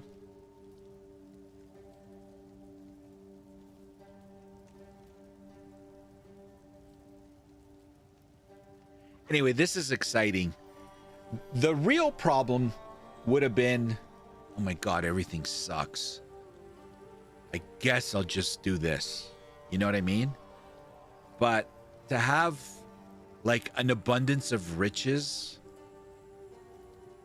with options on builds is just, you know, it's amazing. That was kind of my point. It just sucks that you can't buy some build items and you have to chase some. When I play trade, I just play like it's SSF and I'm not rich. Well, I'm still not rich. Yeah. Worst case is your first character collects items for your second character. More common div doesn't fix anything. It just means all the items go up in cost by 10% more divine. Yeah, and you know what, next, to your point, what does more common even mean? You know, I said it in my video today. What does more common mean? We don't know. Like, does that mean we're gonna have fucking divines dropping in every zone? Probably not.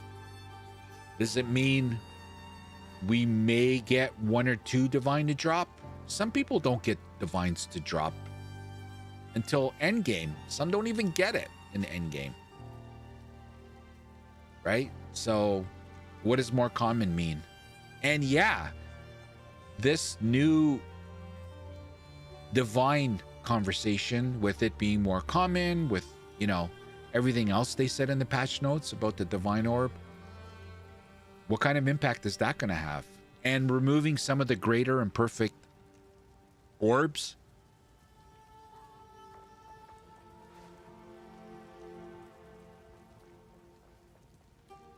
But anyway, Zelgod, getting back to your point, when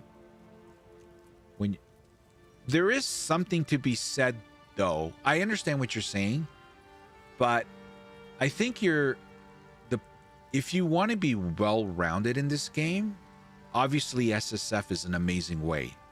Don't get me wrong. But I also think it's important to learn how to make currency. I think both are important.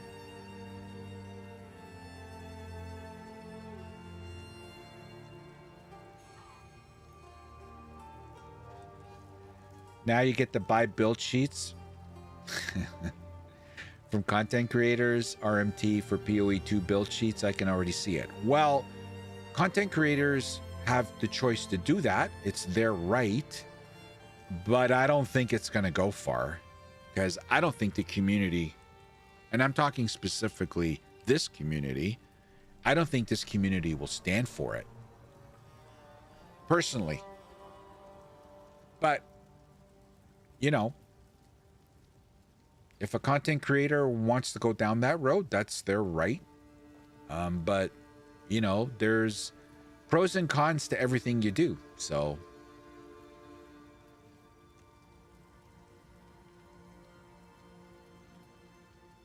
you found a divine in your cereal, Aaron? Nice. Did it ding? Did it ding when it dropped? Did I see correctly that creators will be able to sell their builds in PoE2? No, sweet. So once that quality of life feature of being able to import build profiles into in-game, and it, you know, we all know what that is, right? Like, you're going to be able to import a build guide in-game to help you. So this noise started to happen. A couple of people started talking about, oh, this potentially means that content creators will now start selling their builds. So that started, it kind of caught, you know, this community is like when there's a little smoke, then it turns into fire, then it's a fucking forest fire, right? It always starts with a little amber and then, and that's what happened with this discussion. So then, you know, one content creator came out and said, yeah, you know, he puts a lot of work into it, but you know, and so it spawned all this discussion. Whether or not it's going to happen, we'll see. But again, a content creator, they have the right, it's their content. They can choose, they want to put it behind a paywall, they can do so. I personally wouldn't. Well, first of all, I don't have that skill set right now, but I wouldn't. I would never do that. But that's me. Everybody's different.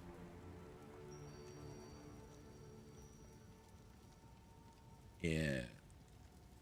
Hey, Langus. In your opinion, you've been playing RPG since 1997, especially loot-driven treasure hunting games. Back in the day, if you got the item that is so rare, which means that you are experienced players. It went clunk because the flakes blocked the ring. You're starting to talk about cereal again, right, Aaron? By the way, I'm on my 3rd box of cereal, Aaron. Players who just bought the item offline are just lazy and noobs. Yeah. Well, I don't want to call anyone lazy or a noob, but valid point.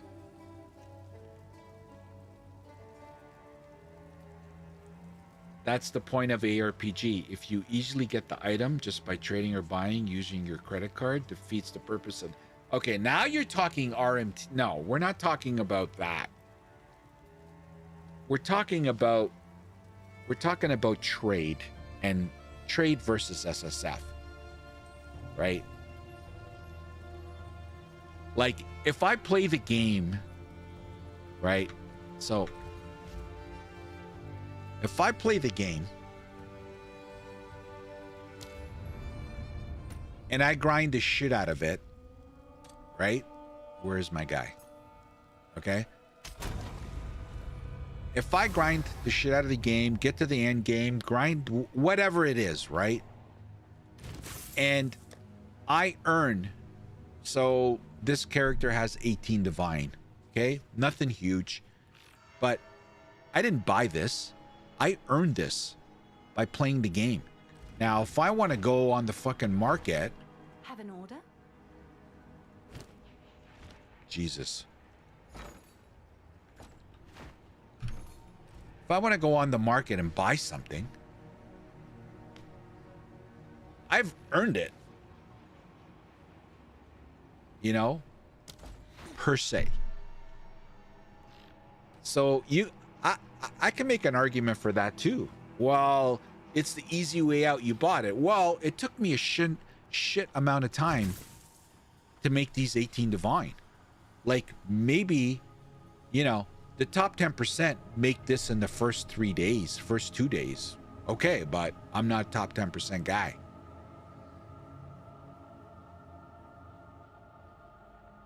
The build paywall will only be a thing for toxic content creators. You can just do a video on paywall build and give out the details for views.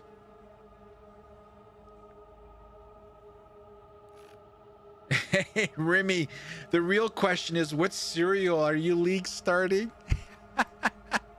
That's a good one, bro. Oh, shit. I'll be real here. If you play the league right now, if I hit 9,999 div, I'll give you 1,000 div so it helps a little, bro. I like your content. Kevin? Bro, I can't take your divines, bro. You know how many times I get offered that? And it puts me in a really bad spot because it means a lot that people come here and offer me shit. Like, so I don't want to be disrespectful You know what I mean? Like someone is giving their hard-earned time and giving it to you because they appreciate you, and that means a lot to me. So I don't want to disrespect them, but if I take the item, I'll give you an example. In Path of Exile 1, Sammy, you know, here's Sammy, 5 divine. Here's Sammy, 10 divine. In the beginning, I started taking it because I felt bad. But then I'm like, what the fuck am I doing? It's not mine. Someone gave me a headhunter. It's still sitting in my stash tab.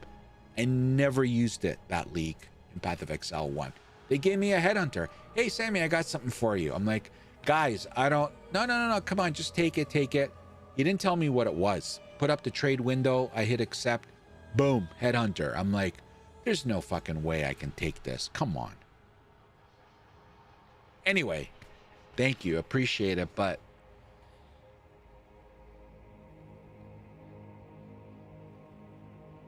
At least it wasn't pineapples. You earned it. You should... Yeah. Like, if something costs 10 divine and I earned 18 divine, like, I didn't buy this. I earned this by playing the game, right? I don't know. You can make the argument that 10 div item that I bought, I earned it. Yeah, no, I get it, Langus. I totally get it. Yes, I know exactly what you're talking about. Those third-party websites have approached me, you know, for creating content and advertising their websites. And I turned them down. And I'm a small content creator, right? And they offered me money to promote their websites. You know, not a lot of money, but they offered me. I can only imagine what the top content creators are getting offered. And it just goes to show you how credible. I have mad respect for the top content creators, especially in the Path of Exile 2 community, right? They don't go anywhere near that shit because they know. You know, same thing with the paywall of builds. Again, I'm not going to tell someone how to live their life. If someone wants to put a, you know, charge, these guys that create the meta builds, like, you know, the top builders, they put a lot of time into making those builds that crush the game. You know, you could argue they do deserve to be paid, but I wouldn't do it. But that's their choice. And who knows? They got to put food on the table, right? I don't know everybody's situation, so whatever. But again, I would suspect if someone does pay, like, put it behind a paywall, there's going to be ramifications around it.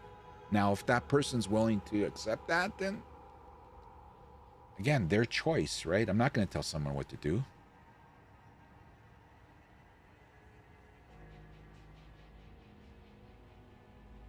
Hey, Sammy, you want a mirror?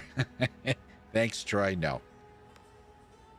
Strawberry banana Cheerios. Ooh, that's too sweet for me. Yo, Dread Switch. What's up, Dread Switch? I just saw you there, bro. What's up? Okay, let me get off the busy screen. I don't mind paying for an original build. Sweet, you don't have to. That's the point. You don't have to, bro. There's so many build guides. Mobalytics is a website. Maxroll is a website.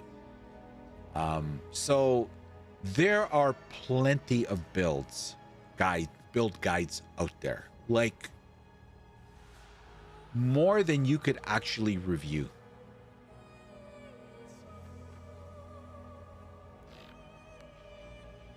Oh, you're just saying that if people charge for their builds. Yeah. Oh my God, that is so small. No. Again, it's their prerogative. I'm not saying it's one way or another. Here we go. Let me make it a little bit bigger.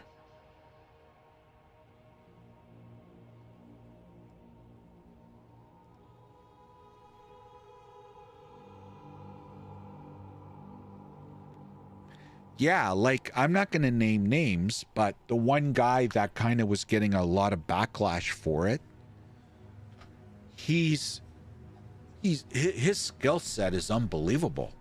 He holds world records on, you know, completing, you know, campaign to tier 15 like he holds a lot of records, you know, and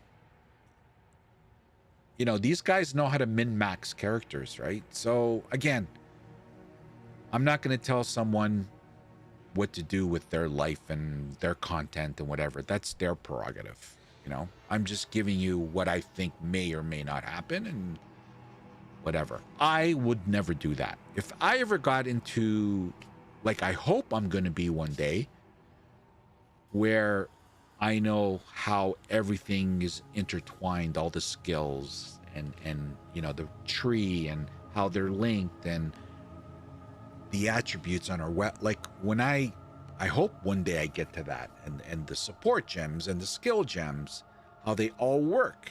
You know what I mean? When I get to that and I can comfortably make a build, like even if I were to get to that, I would never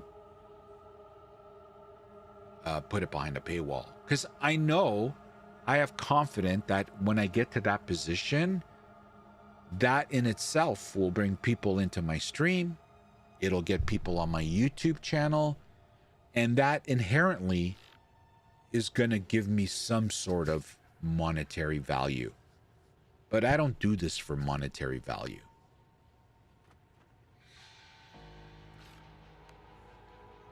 Hey, Chimkin. What character am I going to play? Hello, by the way. Welcome. To be determined, but right now I'm leaning on, yes, Twisters. Yeah. But I don't know. I'm slowly convincing myself. I've said this a million times already. It's just, I'm worried that it's going to be a very popular build, so...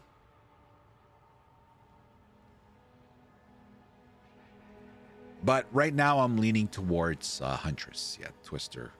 Some sort of companion. The new Ascendancies with the Huntress look really good. Yeah. So that's kind of what I'm leaning on. What's up, Spox? Why are you playing Dune music? No, I am not playing Dune music. That is Path of Exile 2 music.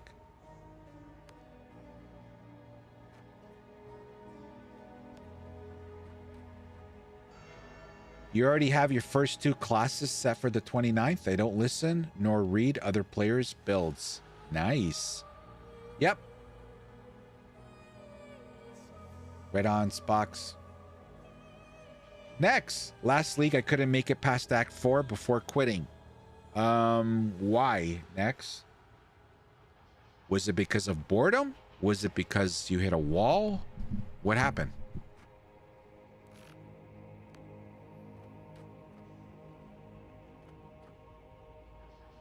You haven't even tried the Huntress? Ah, you got bored? Fair enough. Yeah. This is why this patch is so important. Well, you didn't get to the end game, but that's where I got bored. So I would finish the campaign, get to the end game, and I would get bored. Now, I love this game, so me hitting that wall was quite a ways away. Well, I think this was my last character on Fate of the Vow. What level did I get to? 91. And I got bored. So I get it. But I think 05, they improved the campaign as far as I'm concerned. It looks like they did. So I think the campaign is going to be a smoother, hopefully. And I think it's going to get even more smoother when Acts 5 and 6 come, because Act 6 is half the size of the other acts. So I'm hoping that's going to shrink down the campaign a little bit. Plus, what we learned from the patch notes, like Act 3 got optimized, all the hints of where to go throughout the camp. Like, so I hope and I suspect the campaign is going to be smoother. And then the end game is just, it's a whole new world, right? Like this endless void right here. This is now going to be more defined, right? Like, tell me, where do I go? Right? Like, look where I have gone. Look at this. It's just, you know, yes, there's some things that you're pathing to with this system. Totally get it.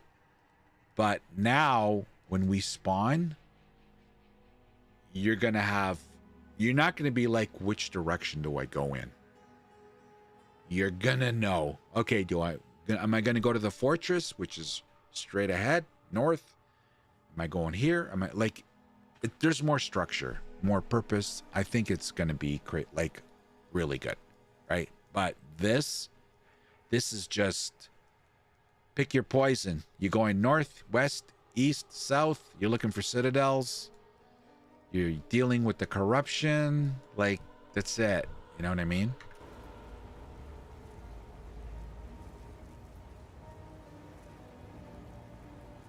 You haven't even tried the Huntress, but you're looking at the gameplay. It's so good. Yeah.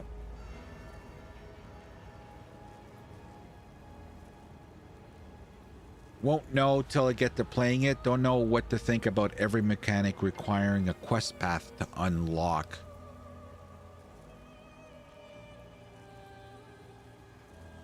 Well, every mechanic's going to have a hub. I think that's a positive. I think quest lines, personally, is kind of like the tutorial, even though most people know all the mechanics, because if you played Path of Exile 1, you're pretty well know the mechanic. Yes, you know, they tinker with it and make it PoE 2-ish, so it is, you know, different, but the core is still there. I don't know. I like it. But who knows? When I get my hands on it, we'll see. Maybe it's like, oh, fuck, not another quest line. Because we're going to have quest lines, to your point, for all those mechanics. Plus the fortress. Like, there's what? 5 new quest lines? 5 or 6? I forget. So, yeah, I get it. Totally get it.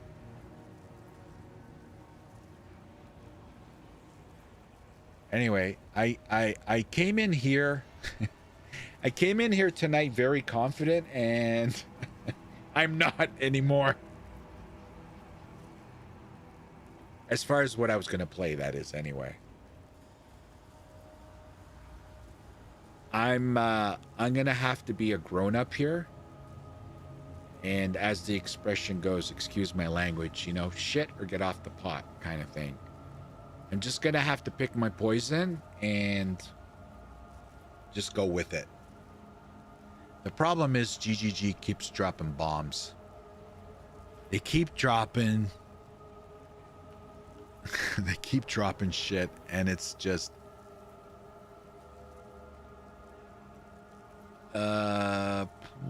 Okay, I'm just looking to see if they dropped anything else. Nope.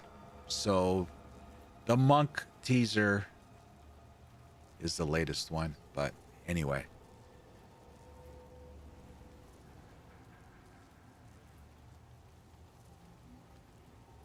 Crazy.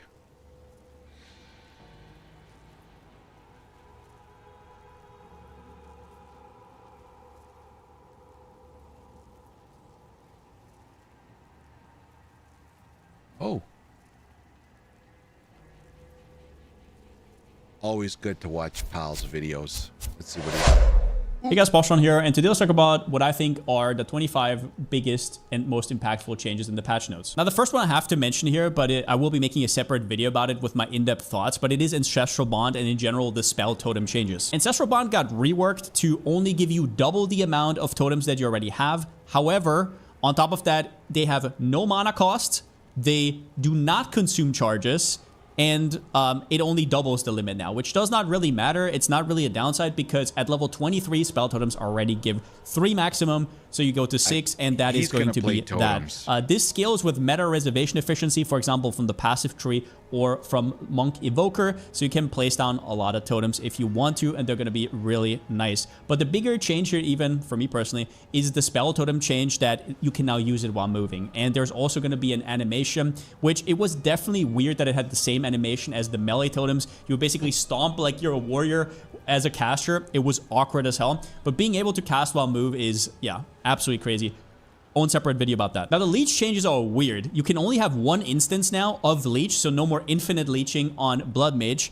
And you would think, oh, so I have to have 1 big hit, but they also capped it at 40,000. They did reduce the leech resistance on enemies. There's a lot of other small changes, which is funny because they wanted to make leech more practical than in PoE 1. At this point, I feel like it's actually more complex in PoE 2, but whatever.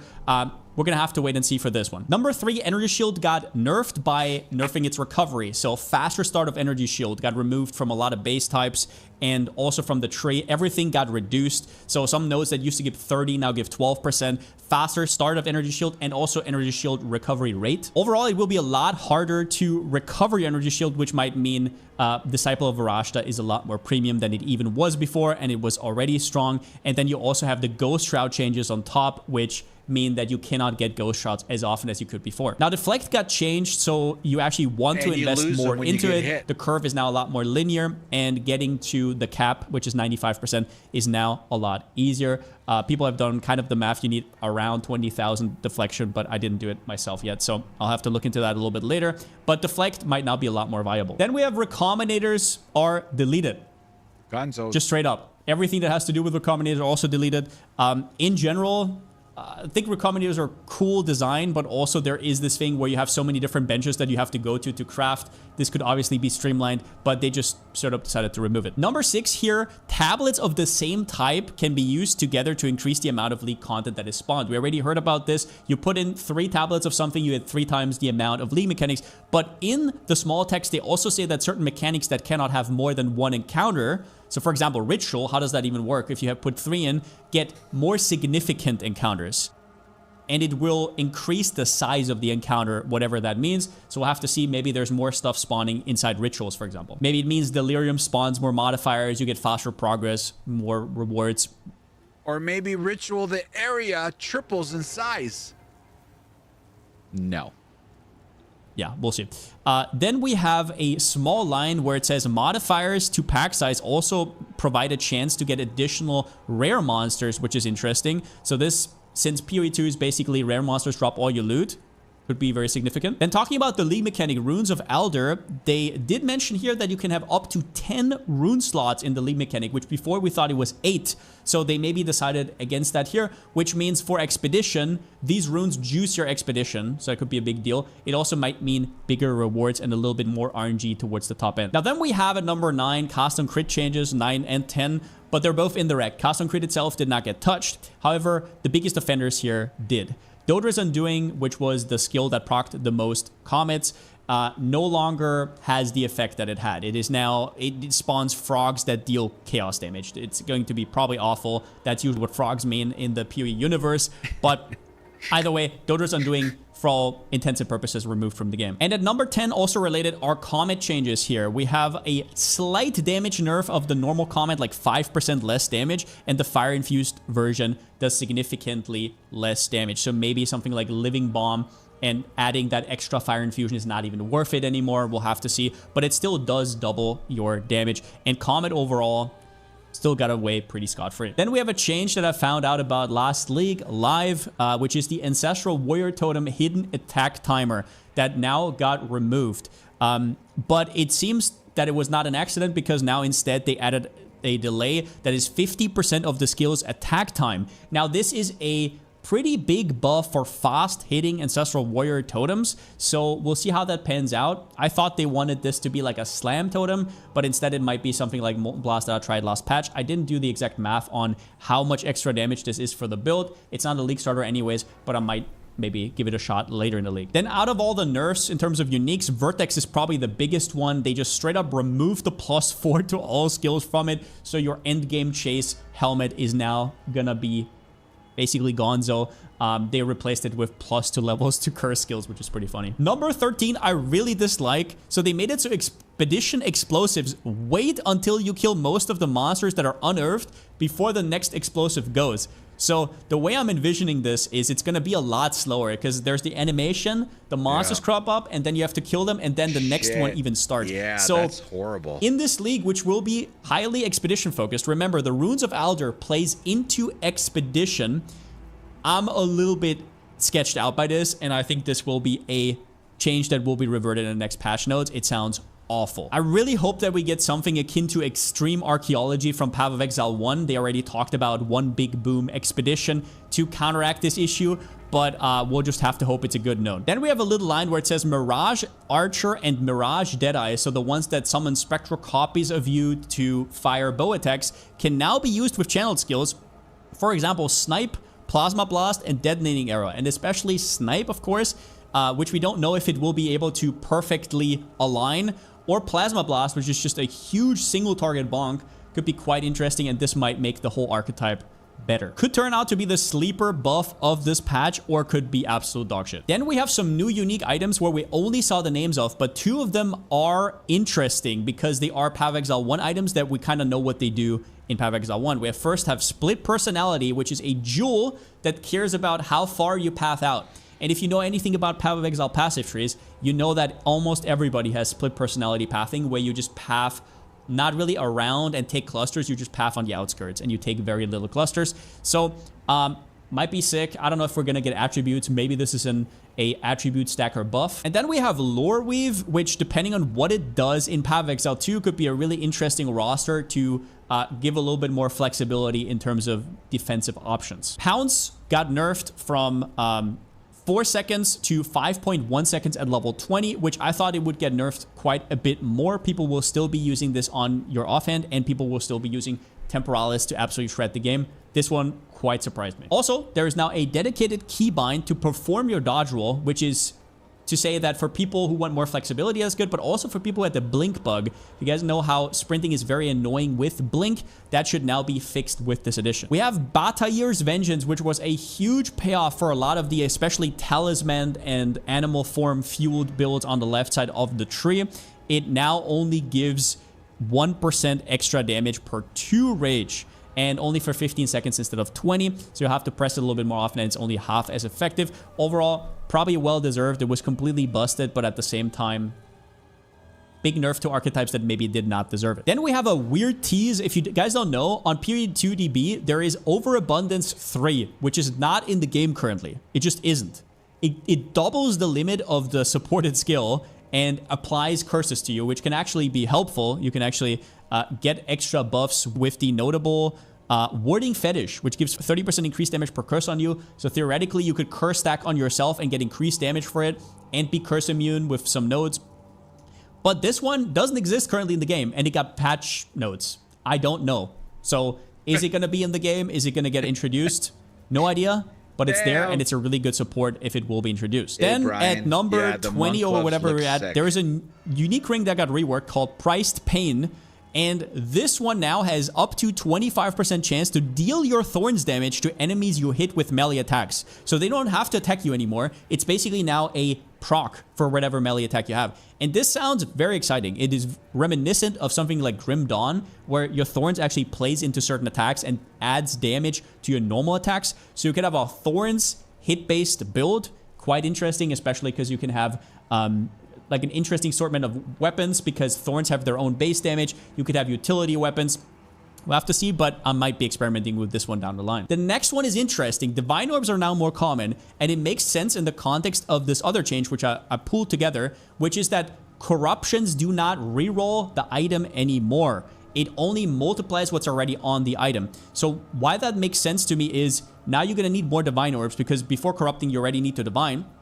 And then afterwards, you will get the outcome that you want. That being said, you cannot force that anymore as much because the Omen of Corruption got removed. So it's going to be a little bit more random. But this could be a Divine Sync that the game desperately needed, and more common could mean anything from 5 times as common to double. Then we have a huge campaign change right here. Martial weapons and flasks are now more likely to be of the highest base type available. This is absolutely huge for finding the bases that you want with good modifiers, as well as that there's some small changes, like for example, the hybrid fizz roll cannot occur until level 8. They kind of delayed it a little bit, so when you go in town for the first time, if you applied an Orb of Transmutation on a weapon and it rolls hybrid fizz, that is terrible. All the other rolls are way better, so this is a huge buff for the first round about 15 levels, which in my opinion are the hardest in Path of Exile 2. Number 23. This one is exciting, but also a little bit of a doozy. Mark talked about reworking the passive tree and adding new nodes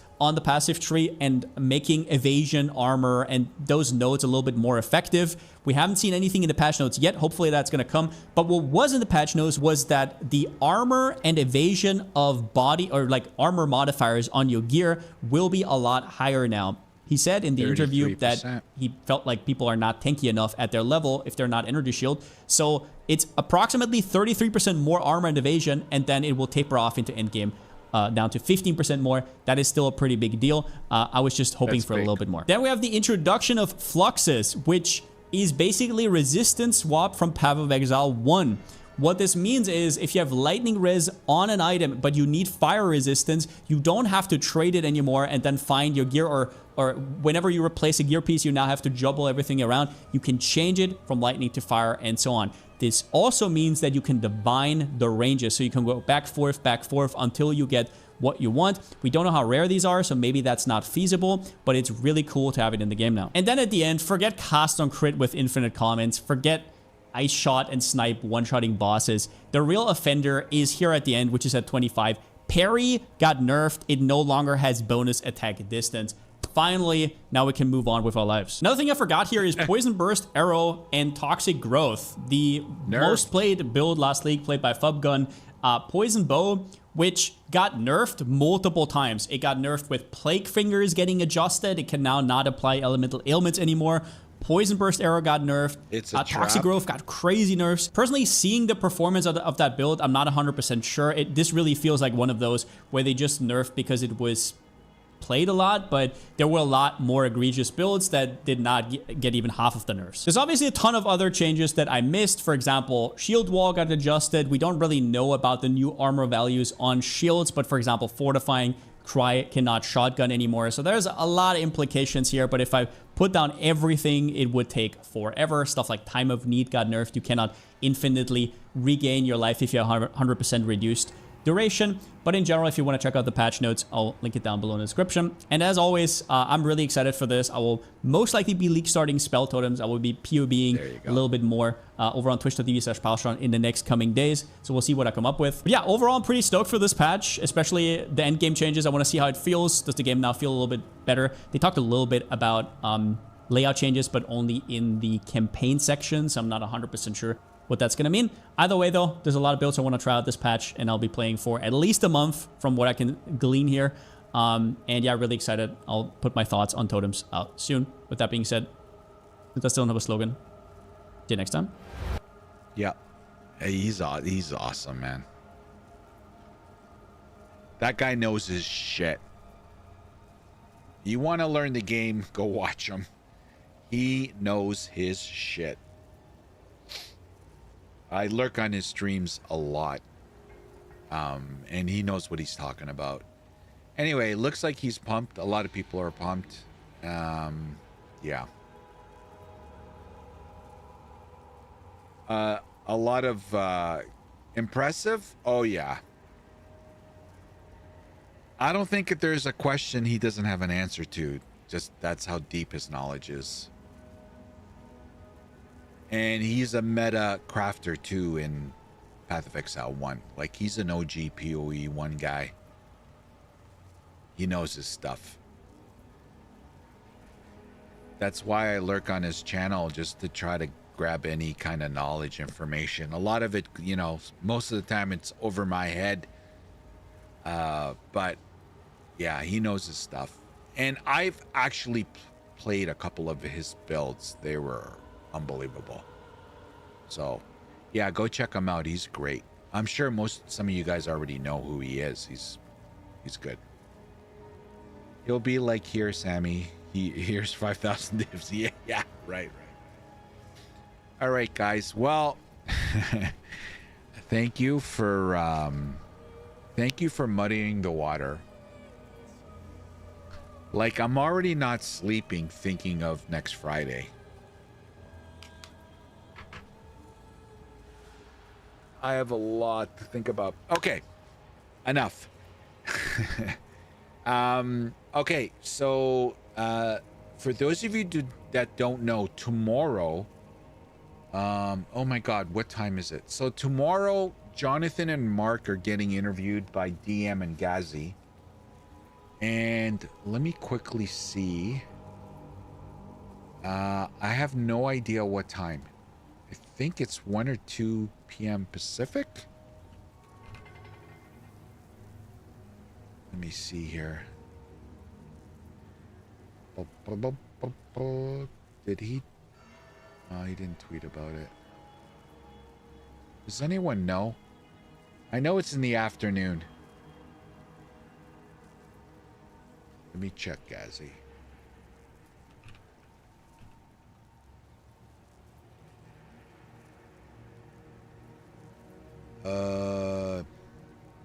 God.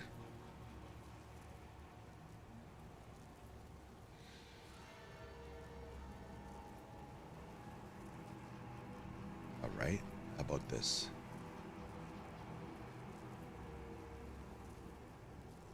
Anyway, it's tomorrow afternoon. Not going to waste your time. So for those of you that are interested, from what I'm gathering, they're not, again, I'm not 100% sure, so take this with a grain of salt. I'm just going by listening to, you know, kind of what Gazi was saying, a little bit of what DM was saying. Well, actually, DM, I don't think talked too much about it. But I don't think they're going to go, like, deep into, like, the patch notes and stuff. I don't think they're going to dig there. I think they're going to talk more about long-term 1.0. That's kind of what I summarized, but again, I might be wrong. But anyway, the interview's happening tomorrow, sometime in the afternoon. So if you're interested, check it out. Gazi and DM, one of those two channels will obviously have it. They're doing the interviews. All right. Thanks for watching, everybody. Appreciate it. God bless. Peace out. And happy league starter picking and planning and all that fun stuff. Anyway, hope to see you next time. Take care, everybody. Good night.